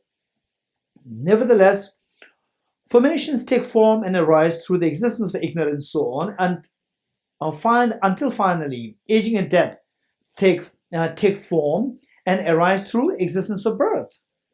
Thus is the causal relation in inner dependent arising to be seen. How is the conditional, okay, now the inner dependent arising, the causal, that is the 12 links, is done. Now the conditional, that is easier. That is easier. Easier meaning is easy, the way we did earlier. How is the conditional relation to inner dependent arising to be seen? As due to the coming together of the 6 elements. Now the 6 elements here, and the 6 elements be enumerated with the outer dependent origination is slightly different. The last one is different. As due to the coming together, coming to the 6 elements, as to the coming together of which 6 elements, namely the conditional relation in inner dependent arising, is to be seen as due to the coming together of the elements of earth, water, fire, air, space, and consciousness. So with the outer dependent origination, instead of consciousness, we counted the season or the time. Here, what is the earth element? Okay, now that I'm going to read is pretty easy. What's the earth element in inner dependent arising? For us, let's say, for us, so when we are first conceived in the mother's womb, how we develop, and okay, and then once we're born, how these 6 elements play a role to sustain us. Here, what is the earth element in inner dependent arising? That which assembles to form the solidity of the body at the conception, at the time of the conception of the mother's womb. So your body, the 2 substances of the parents, they come together. So this is because of the earth, the solidity, which assembles to form the solidity of the body is called the earth element, solidity. That which provides cohesion, and the substance from parents, and then the parents, the mother eats food, and then it keeps growing. So the food that the mother eats and the substance of the parents, they come together. There's cohesion happening. It's not like they are like separate entities. The cohesion happens that because of the water, which provides cohesion to the body, is called the water element, which digests. And then let's say when you're born, when you're giving birth, and then you eat food, the food digests is because of the fire element. That which digests whatever the food eats, drinks, chews, and tastes is called the fire element. That which performs the function of the body's inhalation and exhalation, the breathing, that is because of that is known as the air element. That which allows the body to have hollow space inside is called the space. For example, our body is made of like 99% of our body is space. So that allows the flow of the blood carrying all these nutrients to different parts of the body, and the air also, say the carrying the oxygen, with the oxygenated air, again the blood carries to different parts of the body and so forth. So this is because of the space. Space allows us to do that. That which produces the sprouts of name. Okay, now with this, what we have is the 12 links of dependent origination. Number 4, which is name and form. Name and form meaning in the mother's womb. In the mother's womb after conception, the first moment, the second moment, then you have the body and you have the mind. Your mind you get from your past life, and the body you got from your parents. So these 2 things. That which produces the sprout. This is metaphorical. This metaphor. The sprouts of name and form. Name referring to your consciousness, and the form referring to your body within the mother's the womb. Like reeds in a sheaf. Reeds in a sheaf meaning, say let's say there are many petals there. All these petals combine together by this the stem there. So likewise, say the grass, straw, put them together, bind them with the straw or a rope, and then you pull the blade of the grass, the whole thing will move. So the consciousness and your body, these 2 are put together, and then these 2 go wherever one goes, both go together. A sheaf, the combination of the 5 collections of the consciousness. You have the 5 collections, the 5 sense consciousness: the ear, eye, nose, tongue, and the body, together with the defiled mental consciousness. So 5 sensory consciousness and 1 mental. Mental meaning thinking part, thinking. The sense consciousnesses, they don't think. is called the consciousness element. Without these conditions, the body cannot be born. Okay, which means that we have the five elements: earth, water, fire, air, space, plus the consciousness. These six together serves as the condition. Without these conditions, the body cannot be born. But when the inner earth element is not deficient meaning when it is intact, and the likewise the element of water, fire, air, space, and consciousness are not deficient, then from the coming together of all these factors, all these conditions, the body is formed. In this process, the earth element does not think, I provide the solidity of the body by assembling, nor does the water element think, I provide cohesion for the body, nor does the fire element think, I digest whatever the body eats, drinks, chews, and tastes, nor does the air element think, I perform the function of the body's inhalation and exhalation, nor does the space element think, I create hollow space inside the body, nor does the element of consciousness think, I produce the name and form of the body, nor does the body think, I'm produced by these conditions. Yet, when these conditions are present together, the body is formed. So, which means that this is the dependent origination. Dependent origination. The earth element is not as, okay, now little technical part is coming here. The earth element is not a self. It's not a self. Okay. A self meaning, okay, so what we have this element, earth element, like the solid part of the body. Of course, that is not the self, there is no Dorji, that is not you.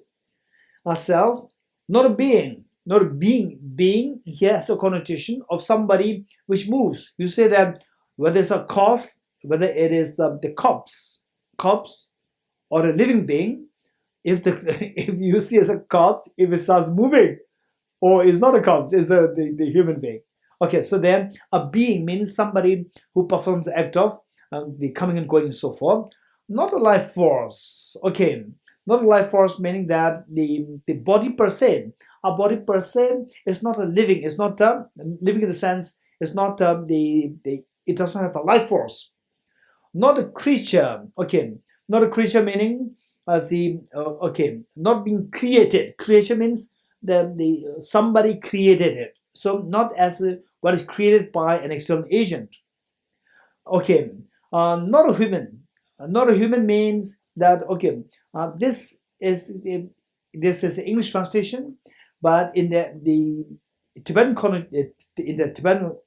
the text is a little difficult to translate all these things into English because the culture is very different. But the point is that in Tibetan it is like, say, initially the human being, whatever they give rise to the human being, okay, something gives rise to the human being. So according to Charles Darwin's evolutionary theory, we can speak about it, going back to the animals, then going back to the fish, going back to the microorganism. This is how we can go back. Our ancestors can be tracked back to the microorganisms in the water. Okay, I say whatever that is what is produced from that agent as a human being now. That is a human. But this earth element is not the human. Not a person. Not a person meaning that, okay, this human, this being gives rise to its offsprings, not like the offsprings. Not a female. Our body per se is not male, female. Body per se. And our body makes us male or female. Right? But the body per se is not male. Not male or female is a being. Body is not a being. And not neutral. Not I, not mine, not anybody else's. Anybody else's meaning that there's something which is possessed by an external agent. Not like that. Similarly, the water element, the fire element, the air element, the space element, each of these elements are not the self. So the way we examined like this, the plant, this flower, when you subject this to the electron microscope, we just end up seeing the atoms. So likewise, when you look at the self, through a very close inspection, by going closer to the object, we end up seeing the six elements. And none of these six elements is the self. Where is the self? Where is the flower? The flower disappears in the eyes of the electron microscope. Likewise, the self also disappears in the face of the mind analyzing deeper into these 6 elements. So it disappears. So similarly, the water element is not the self, the fire element, the air element, the space element, and the consciousness element, so on, are not a self, not a being, not a life force, not a creature, not a human, not a person, not female, not male, not neutral, not I, not mine, not anybody else's. Here, what is ignorance? Okay, let's see. We talk about the 12 links of dependent origination now. This is going to be a quite heavy text, not difficult, but quite heavy. It requires a lot of background. So for some of you who are not exposed to the 12 links of dependent origin before, it may be a little challenging. Don't worry. If you listen to the recordings again, or if you happen to receive the same teaching again, then you'll find it much easier. For that, I would highly, highly recommend that all of us study the Wheel of Life, which we did very quickly yesterday. That if you can study in more detail, then what we are studying becomes very easy. Here, what is ignorance? That which perceives these same 6 elements to be unitary. Okay, now look. First, we have to get the understanding. Okay, let us spend like the few seconds to think of ourselves in the form of 6 elements. Okay, gallery. Okay, do you agree with me that if somebody scans you properly, your body, yourself, not the body, yourself, then you see that what you see as the self, what you see as I, the self,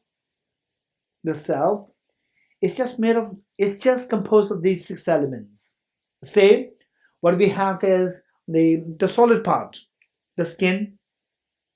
Go beyond that, behind the skin, then you will see the fatty tissues. Behind that, you will see the muscles, and then the bones, blood vessels, then the heart, the lungs, the intestines, the gallbladder, then the kidney, spleen, pancreas, all these solid parts. These solid parts, they constitute element of earth. This is one. Then number 2 is the blood. We have the 4 liters of blood. 4 liters of blood which is pumped in and out by the heart to different parts of the body. That is the element of water. Number 2. Then element of the element of the fire, the body heat. 1,600 joules of energy or 2,600 joules of energy. That's the body heat that we have. That's the element of earth. That is also not me. Then element of air. 4.6 liters of air that we breathe in and out through the lungs. 4.6 liters of air. This is also not the self. This is also not I. This is also not you. Then the space.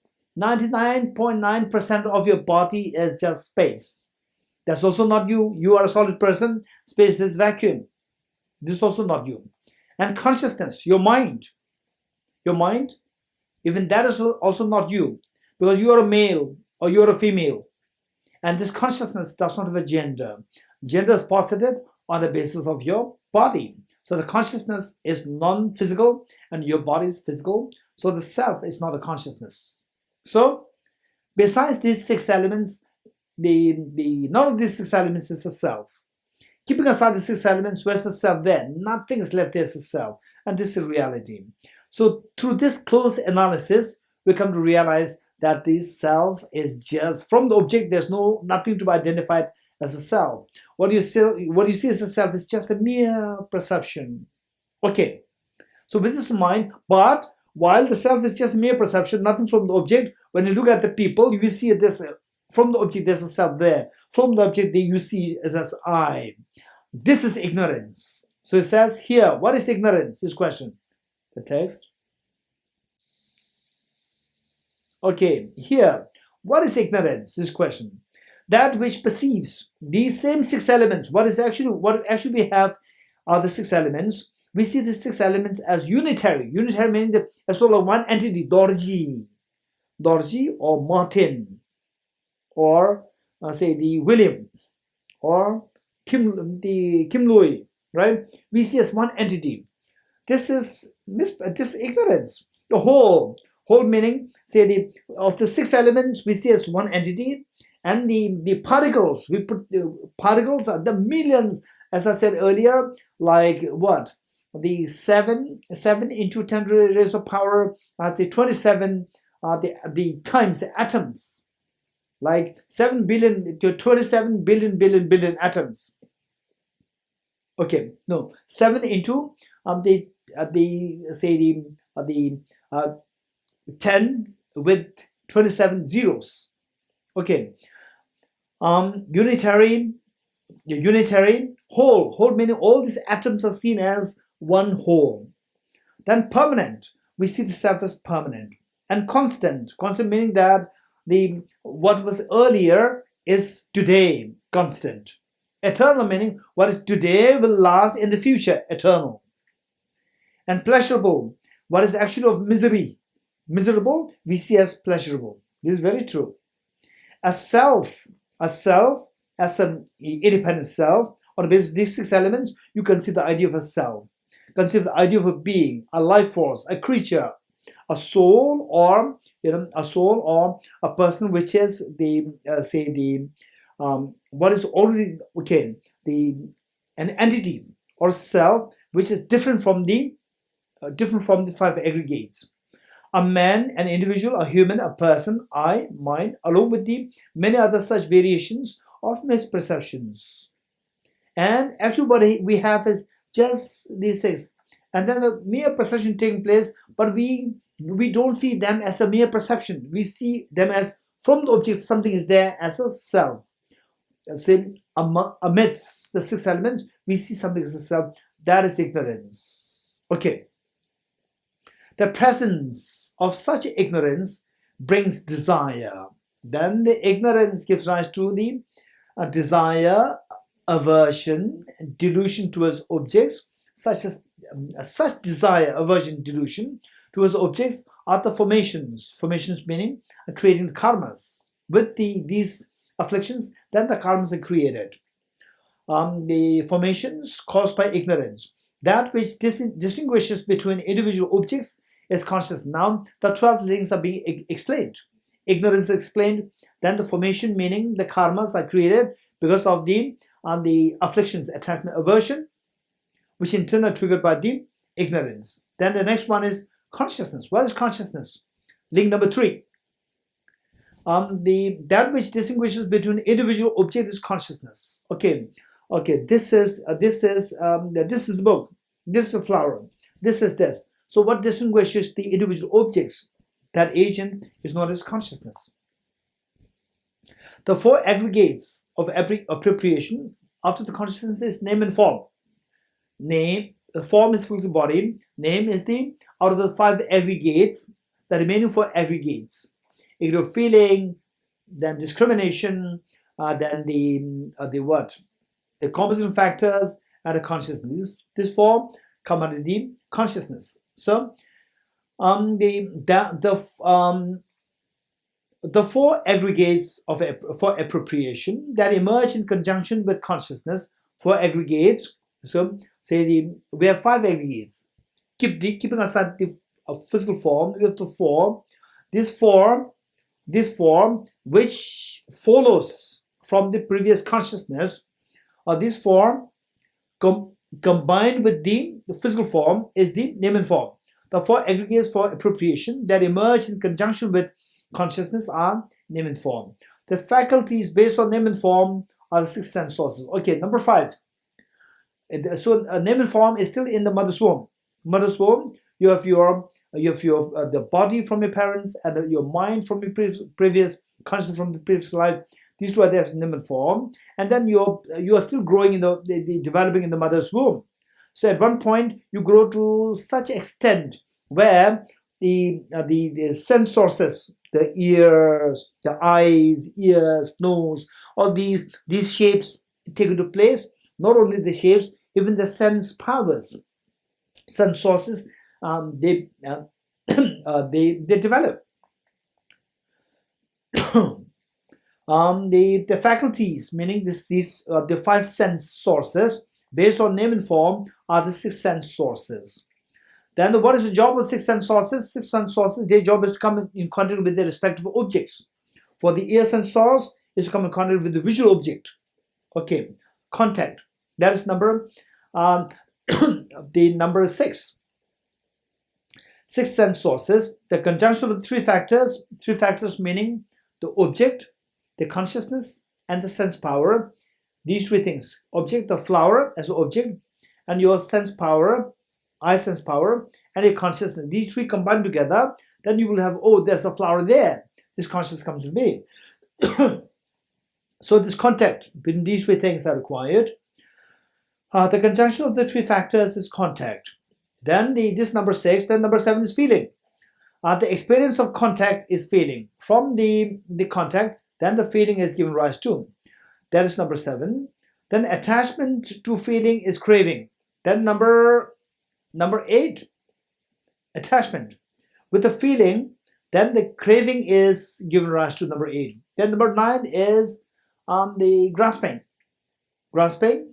The intensification of the craving is appropriation or the grasping. Then action that comes from appropriation or grasping and causes rebirth is becoming. Become is number 10. We are talking about the 12 links. Or this little technical, don't worry.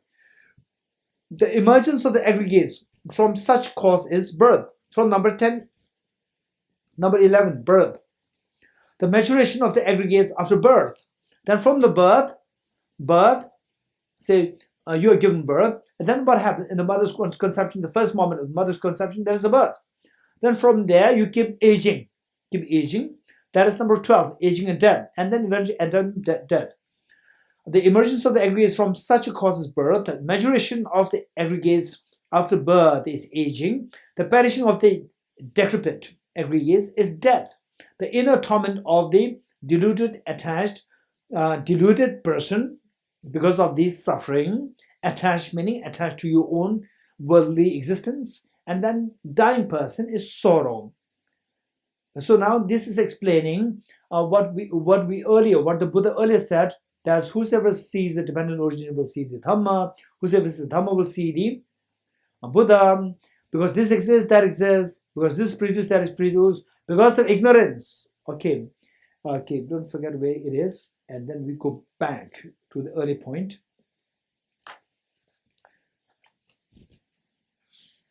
Okay, it's fine. Let's it'll take time. It takes much of time. Okay, so the earlier when the Buddha said, I'll just read for we may find it a little difficult to switch the screen sharing on and off. Just keep it here, otherwise it takes a lot of time. I'll read for you. So the Buddha said that the feeling causes craving, and the craving causes appropriation. Appropriation causes becoming, number 10. Becoming causes birth, number 11. And the birth causes aging and death, sorrow, lamentation, suffering, despair, bewilderment, and thus does the entire great heap of suffering arise. So now the following passage which we are reading now here from this screen sharing, this is explaining all these words. The birth causes aging and death, then the sorrow means here dying person's sorrow, the inner torment of the deluded, attached, dying person's sorrow. Next is lamentation. What is lamentation? The utterance that comes from sorrow is lamentation. Then the suffering, experience of discomfort associated with the collection of 5 consciousness is suffering. Next was despair. The mental suffering due to such reminiscence is despair. And bewilderment. Moreover, any other secondary afflictions of this kind are called bewilderment. And then thus does this entire great heap of suffering arise. Okay.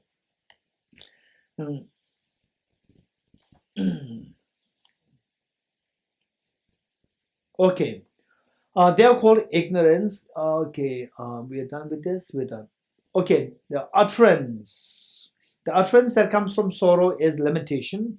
The experience of discomfort associated with the collection of the 5 consciousnesses suffering. The mental suffering due to such reminiscence is despair. Moreover, any other secondary afflictions of this kind are called bewilderment. Okay, I think we'll stop here. And for your information, just for your quick information, tonight I think that I did make the announcement this morning, this evening. like in about like I think what 1 and 45 minutes.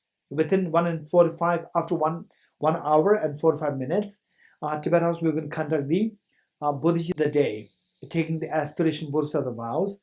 And those who are interested, you can take part in this. We'll get the link is here. Which one is the link? The first one.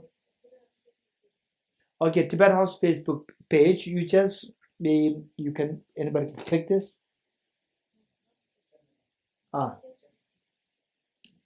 Okay, so our Tibet staff, they are saying that they will send this through the chat. So you check the chat, and you visit the Tibet House Facebook page, and then you can take part in the program Bodhicitta taking the aspiration Bodhisattva vow on the auspicious day of the Buddha's descent to the planet Earth from the heaven. Number one, and then number two that I'd like to share with you is that there's going to be teaching a very one of my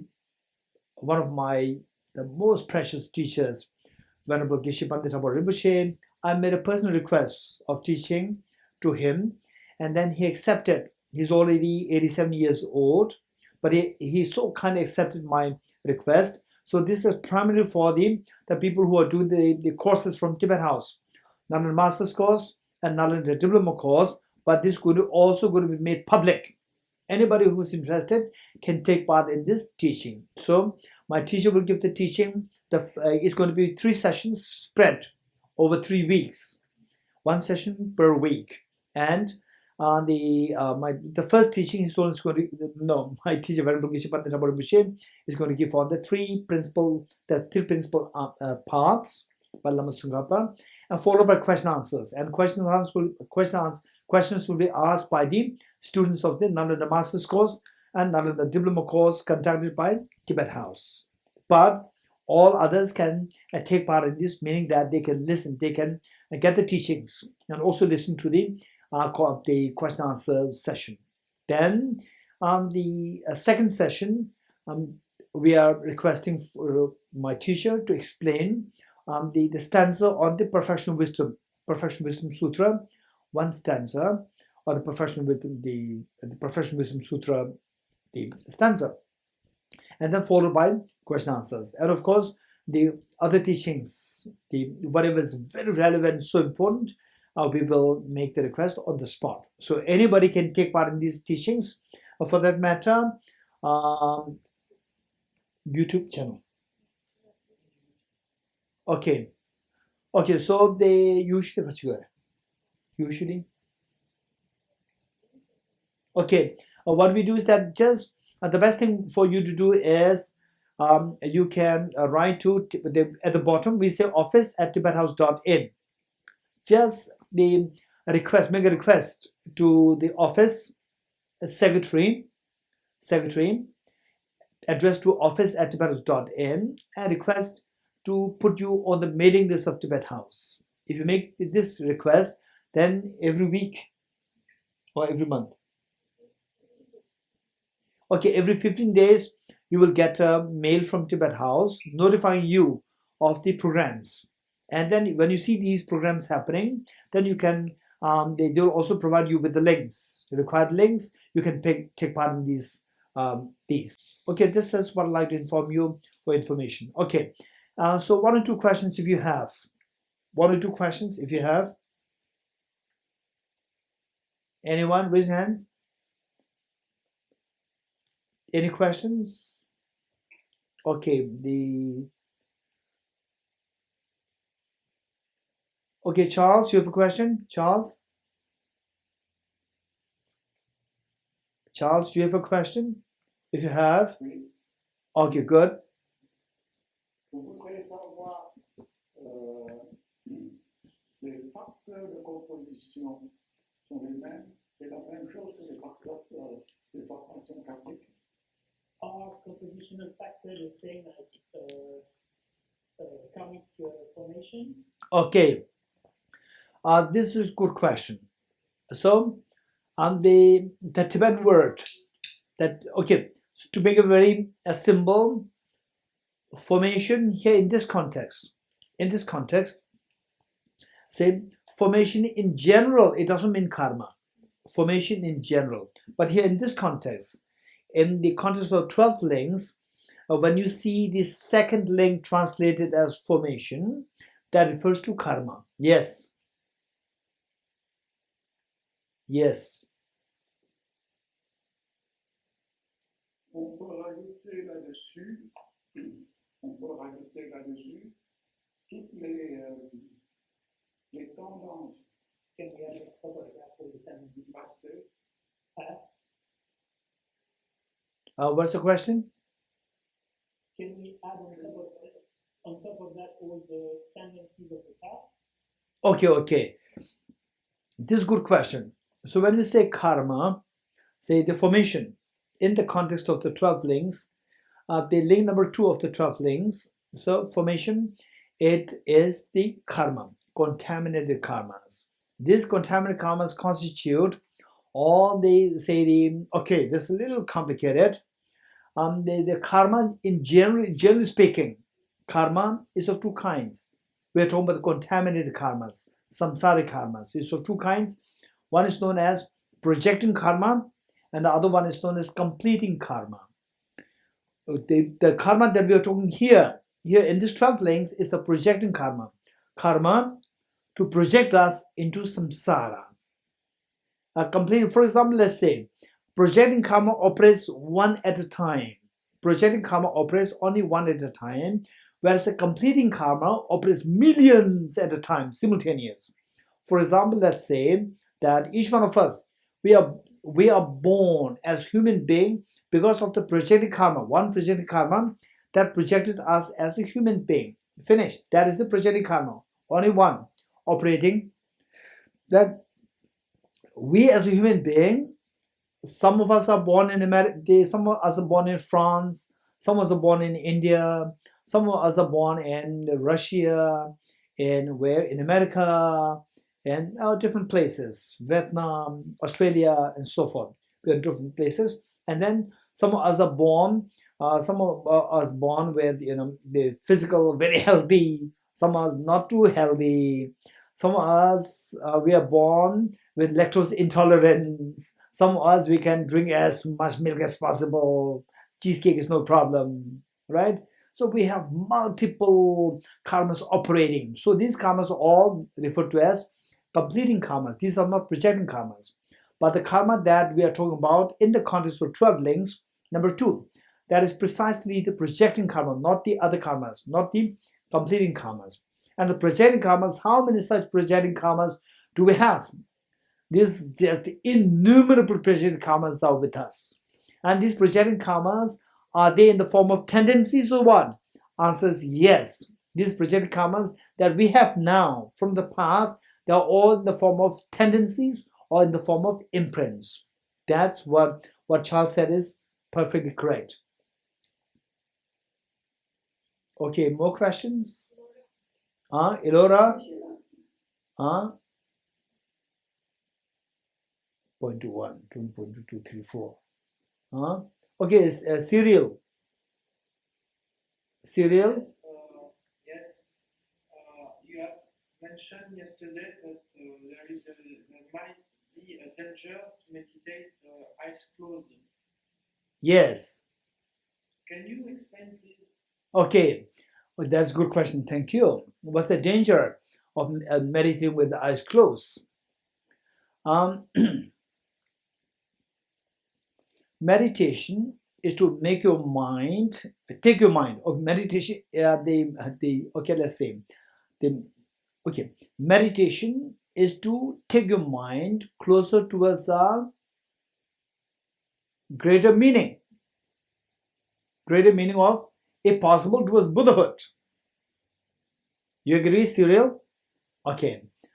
Buddhahood is a state of mind, a mind which is so sharp and so clear and so alert. And meditation, we talked about the 3 conditions: condition, unwavering condition, condition of impermanence, condition of potentiality, which means that the result that you're seeking and the cause that you are building these two should be similar. So the result, the Buddhahood, the Buddha's mind, or the Arhat's mind, these minds are so alert and fresh. And the course, the meditation that we are doing must be also very fresh and very alert. The moment we close our eyes, our mind will lose the alertness. The moment we close our eyes, you just look at the difference. With your eyes open, close eyes. The moment you close eyes, the darkness will befall. Like darkness will blanket your mind, right? So this is what is happening. And the Buddha's mind is extremely fresh and alert. Whereas what we are doing with closed eyes, then it becomes, they say, not fresh and not alert. So with the eyes open, it becomes alert and fresh. And then this non-alert state of mind can become a habit. It can become really bad habit. With this bad habit, you will, instead of going closer to Buddhahood, it will go down. Okay, more questions? Okay, Thomas. Est-ce que la traduction en français est disponible? Oui, bah, si je la mets pas. Okay, yes, this is a good question. D'accord, ok, merci. Comment faire quand on médite sur les 12 liens d'origine dépendante? When we meditate on the 12 links, and attachment is so strong that meditation is cut. Okay, the Francois, I did not hear the question well. Will you repeat the question? How to do when I meditate on the 12 links and my attachment is so strong that I cannot meditate any further? Okay. So they are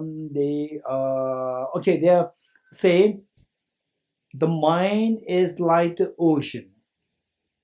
The mind is like the ocean, and the attachment, they are like the waves created. And if the attachment is so strong, it is a very powerful wave, very ferocious wave. When it's a very ferocious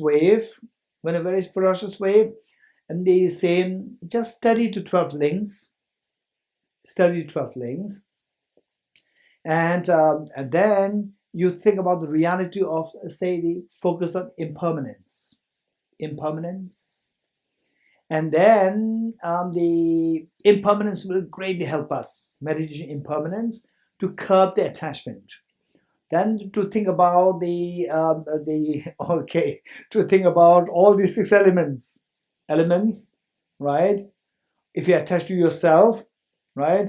And then you just see inside the skin, and then the fatty tissues are there. And when there's a cut, then the fatty tissues, they come out. When you see the fatty tissues, it's so repulsive. You're getting it? And it is there. It's whether out or covered nicely, or is they covered nicely, or is out. Actually, it's there. So the first time when I was very young, as a very young child, some boys, when they're playing, then they are injured, they cut, and the fatty tissues, they come out. This is a very young boy, right? Young boy, now elders, their fatty tissues, they come out. It's even more scary. You're getting it? You think about it, and these are not only when you cut, they come out. No, it is inside there. What is repulsive? It's actually inside there. You think about it, then the attachment will disappear. That's true. You're getting it? There are many ways. And meanwhile, the one thing is that be in the companion of the Dharma friends. This is so precious. Be in the companion of Dharma friends, and like say the Kalachakra Centre, Nalanda, Vajrayogini Center. This is so important to be with them, Dharma friends, and then spend more time in the reflection of the 4 seals, and then also think of the way we said yesterday. Learn how to see things from a broader picture, right? Broader picture in space and in time. say Dorji, right? Dorji, say let's say Dorji when he was like in his 20s. He should not be thinking about only when he's in 20s. He should think about, okay, one day it's going to be like 50, 30. One day he'll be like 40, 50. You're getting it? And one day he will go like this with a stick, right? These are all the realities. Thomas at the moment, he can smile very nicely. One day, even the smile will not come. You want to smile, you cannot smile. You cannot smile, right? This is what each one of us is going to become.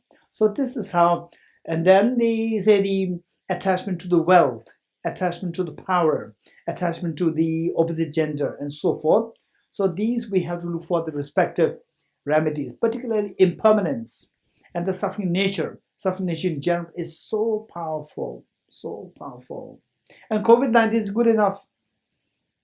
Think of COVID-19, anybody. So if I attach to the person, they just imagine the person with the COVID-19, you won't even dare to go close by, right? Because finally, attachment to the person and attachment to the self. Attachment to the self is the cause which gives rise to something else, attached to others. So attachment self is more intense. That is the one drives to all the other attachments, all the other aversions. Okay, this is a very serious question. Thomas, thank you so much. Okay, any more questions? Okay, Charles. Charles, yes, Charles. Je voudrais savoir si la production interdépendante intérieure vient aussi l'aspect subtil des souffles.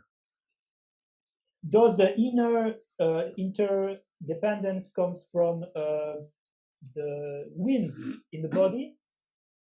I say it again. Does the inner dependent arising comes from? The winds in the body? Wind. Okay. This is a good question. This is a good question. So inner dependent origination basically is how the self is projected. Say you take birth, and then you age. Say first you are considered mother's womb, and then the mother's womb is number 11. From the number 11, then you go to number 4, human form, then number 5, the sources, number 6, the contact, number 7, the feeling, then number 8, attachment, grasping, then number 10, the becoming, and then the number 11, that is the birth, and then in the process while you're going through feeling, number 7, when you go through number 7, then again the number 1, 2, 3, they're again created. So this is a cycle. So what moves this? Cycle meaning something's moving. That the self is constantly moving, from one to the second link to the third to the fourth to this movement is happening. What makes this internal dependent origination move? That movement, of course, is because of the karmic wind, karmic energy.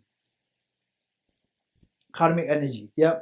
It's because of the energy, karmic energy, karma. Yeah. Good. Okay, any more questions? Okay, Subhashini ji, you have a question? Subhashini ji, unmute. Unmute, Subhashini ji. Okay, if not, anybody else? You have a question? Okay, Shandila. Thank you, Geshe. I wanted to ask that the outer dependent arising, the world and all, is it also based on subtle karmic law? Okay, this is a good question. If you remember, what I said yesterday was that there's overlapping cause and effect, dependent origination of the results dependence on the causes, the first level of dependent origination. Within that, there are two. One which is the natural cause and effect, and the other one is a karmic cause and effect. There are two. And the karmic cause and effect and natural cause and effect, if you check, you can see there's an overlapping of the two. They can overlap. So what Chandra is asking is, whether the external dependent origination, say how the plants growing, the universe coming to being, the world being evolution of the world, and so forth, whether it involves the karmic, the cause and effect, this question. So the answer is yes, greatly yes, because let's say that I am in say my tendency from my, let's say that from my past lives, they say I have so much past lives, maybe let's say that I spent whole my life in a forest. Let's say that in my past life I spent whole my life in the forest, and the moment I was born, you may be wondering, right? What was my tendencies from my past lives? If you ask me this, now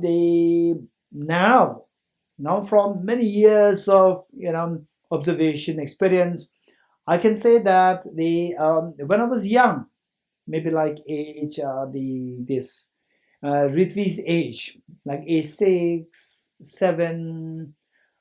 That I feel so nostalgic. I was so nostalgic to see the ruins, and to see some structures like swimming pool without water, dry swimming pool, not really swimming pool as such, like a dry structure where there's like a pit, and then some ruins. When I see that, it makes me so nostalgic. My mind becomes very emotional. I just feel like sitting there.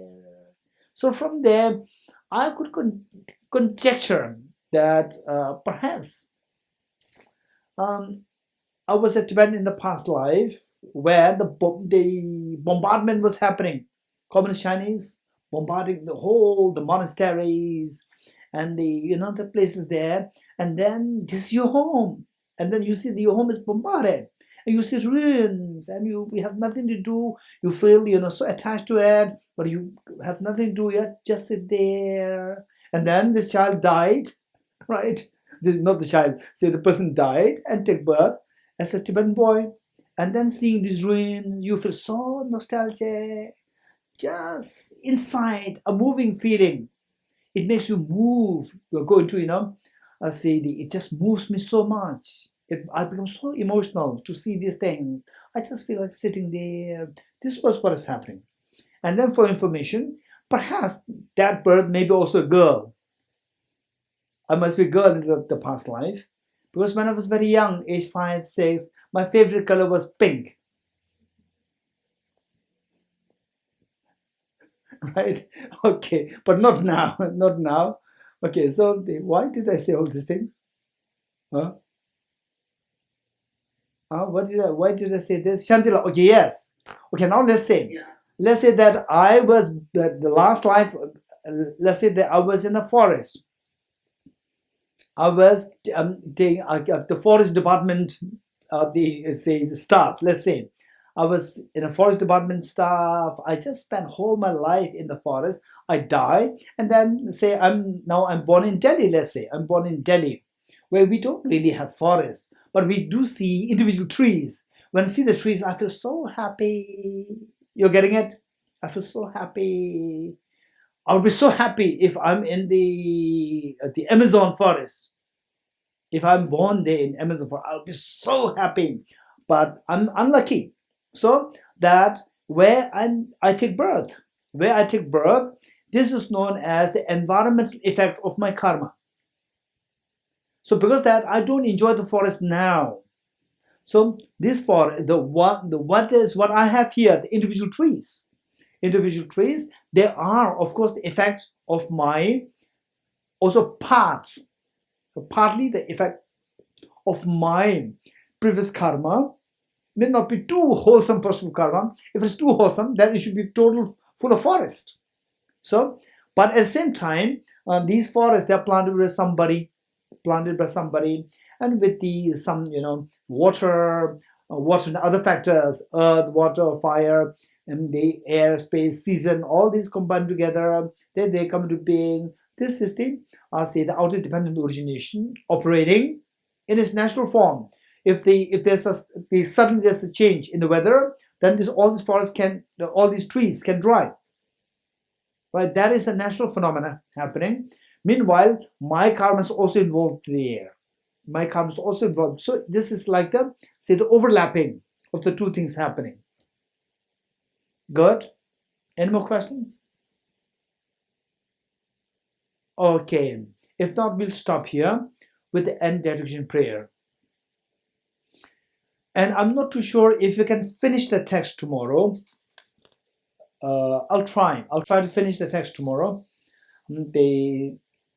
If not, at least we need something to take away from this teaching, so that we will do tomorrow. Okay. So end dedication prayer. Let us pray that His Holiness the Dalai Lama, the true source of joy and happiness on this earth, lives long and that His wishes be fulfilled spontaneously, and that COVID-19 subsides, and that the vaccine, the appropriate vaccine comes into, the development, comes into the active operation, and that all the COVID-19 subsides, and that everybody can go back to the normal life, and everybody can have a sigh of relief. And let us pray that all these great Dharma centers, the learning centers, such as the Ganden Monastery, Sera Monastery, the Debung Monastery, and all the monastery universities of Sakya, Kakyu, Nyingma, Gelug, and from the Theravada tradition, the Chinese tradition, all these traditions, they thrive in the activities of study, reflection, and meditation. And let us also pray that all these beautiful Dhamma centers, such as Kalachakra Centre, they all thrive in the activities, that as many can join as members, and as many can be benefited out of these their contribution of the activities in the study, reflection, and the meditation of the Dharma. And let us pray that the bodhicitta, out of wisdom of emptiness, the teaching of bodhicitta, out of wisdom of emptiness, thrives in the minds of all human sentient beings, present and future. With that in mind, let's recite the dedication prayer together. In the land encircled by snow mountains, you are the source of all happiness and good. All powerful Chevise Tenzin Gyatso, please remain until samsara ends. Just as the brave Manjushri and Samantabhadra true realize things they say are, also I dedicate all these merits in the best way that I may follow the perfect example. I dedicate all these rules of virtue with the dedication praised as the best by all the Buddhas who appear in the three times, so that I might perform the noble Bodhisattva's deeds. Chanjo Samjo Rembo Che Ma Gya Bana Gya Gyoro Che Gya Ba Nyamba Me Baya Kone Kondo Pevarai Sho. May the Supreme Bodhicitta that has not arisen arise and grow, and may that which has arisen not diminish but increase forevermore. As long as space remains, as long as sentient beings remain, until then may I too remain to dispel the miseries of the world. Due to the merits of these virtuous actions, may I quickly attain the state of a Guru Buddha and lead all beings without exception into that enlightened state. I dedicate the merits thus gathered towards the realization of the deeds and the prayers of all the Buddhas and the Bodhisattvas of three times, and to the upholding of Dharma of teaching and realizations. May I in all lives, through the force of this merit, never separate from the four wheels of the mind and vehicle, and accomplish all the stages of the path, renunciation, bodhicitta, perfect when the two stages. With the wish to free all beings, I shall always go for refuge to the Buddha, Dharma, and Sangha, until I reach full enlightenment. May the poor find wealth, those weak with sorrow find joy. May the forlorn find new hope, constant happiness, prosperity. May all who are sick and ill quickly be freed from all their illness, and may every disease in the world never occur again. May the frightened cease to be afraid, and those bound be freed. And may the powerless find power. May people think of benefiting one another. By the merits I've accumulated, may every single being abandon all forms of wrongdoing and perpetually engage in virtue. May they never be parted from the mind of bodhicitta, and may they always engage in the Bodhisattva's conduct. May they be cared for by all the Buddhas and relinquish the actions of devils. May no creature ever suffer, commit wrong, or ever fall ill. May no one be afraid or belittled, or their minds ever be depressed. May all the pains of living creatures ripen solely upon myself, and through the mind of the Bodhisattva Sangha, may all beings experience happiness. Having dispelled inner and outer obstacles and downfalls, such as poverty, despair, and disasters, due to environmental degradation, may all beings forever enjoy the glory of peace and happiness. In wisdom and compassion, today in the Buddha's presence, I generate the mind of full awakening for the benefit of all sentient beings. I go to the Triple Gem, I confess the negativities individually, I rejoice the virtues of all the beings, I hold Buddha in my heart.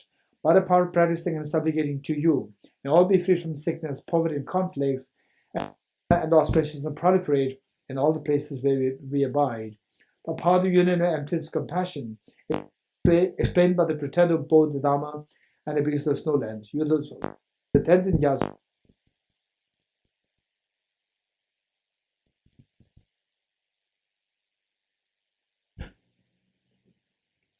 May the operations of evil thoughts and deeds of the negative forces of humans or non-humans who harbor malice through perverted prayers against the teachings of the Buddhas be totally vanquished through the power of the truth of three jewels, by the dependent realization of profound suchness of appearance and emptiness, together with the force of great compassion of three jewels and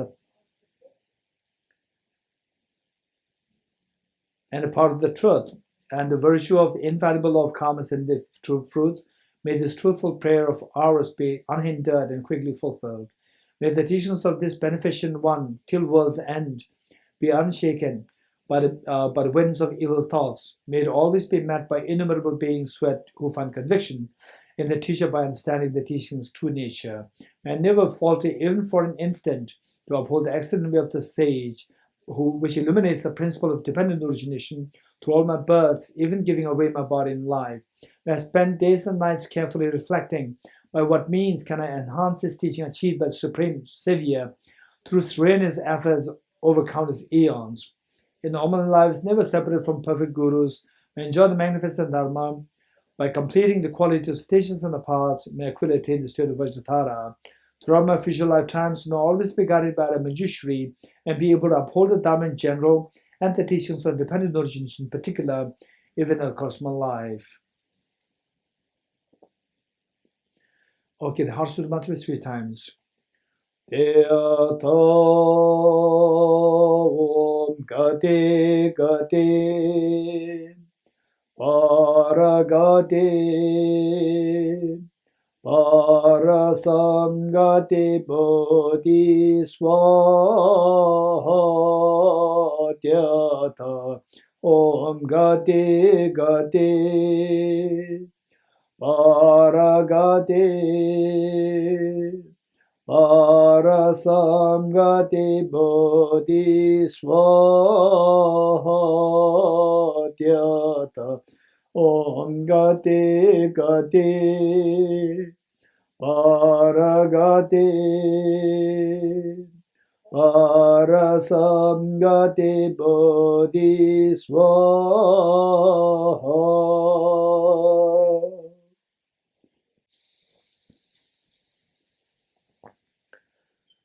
Okay, thank you. See you all tomorrow. See you again.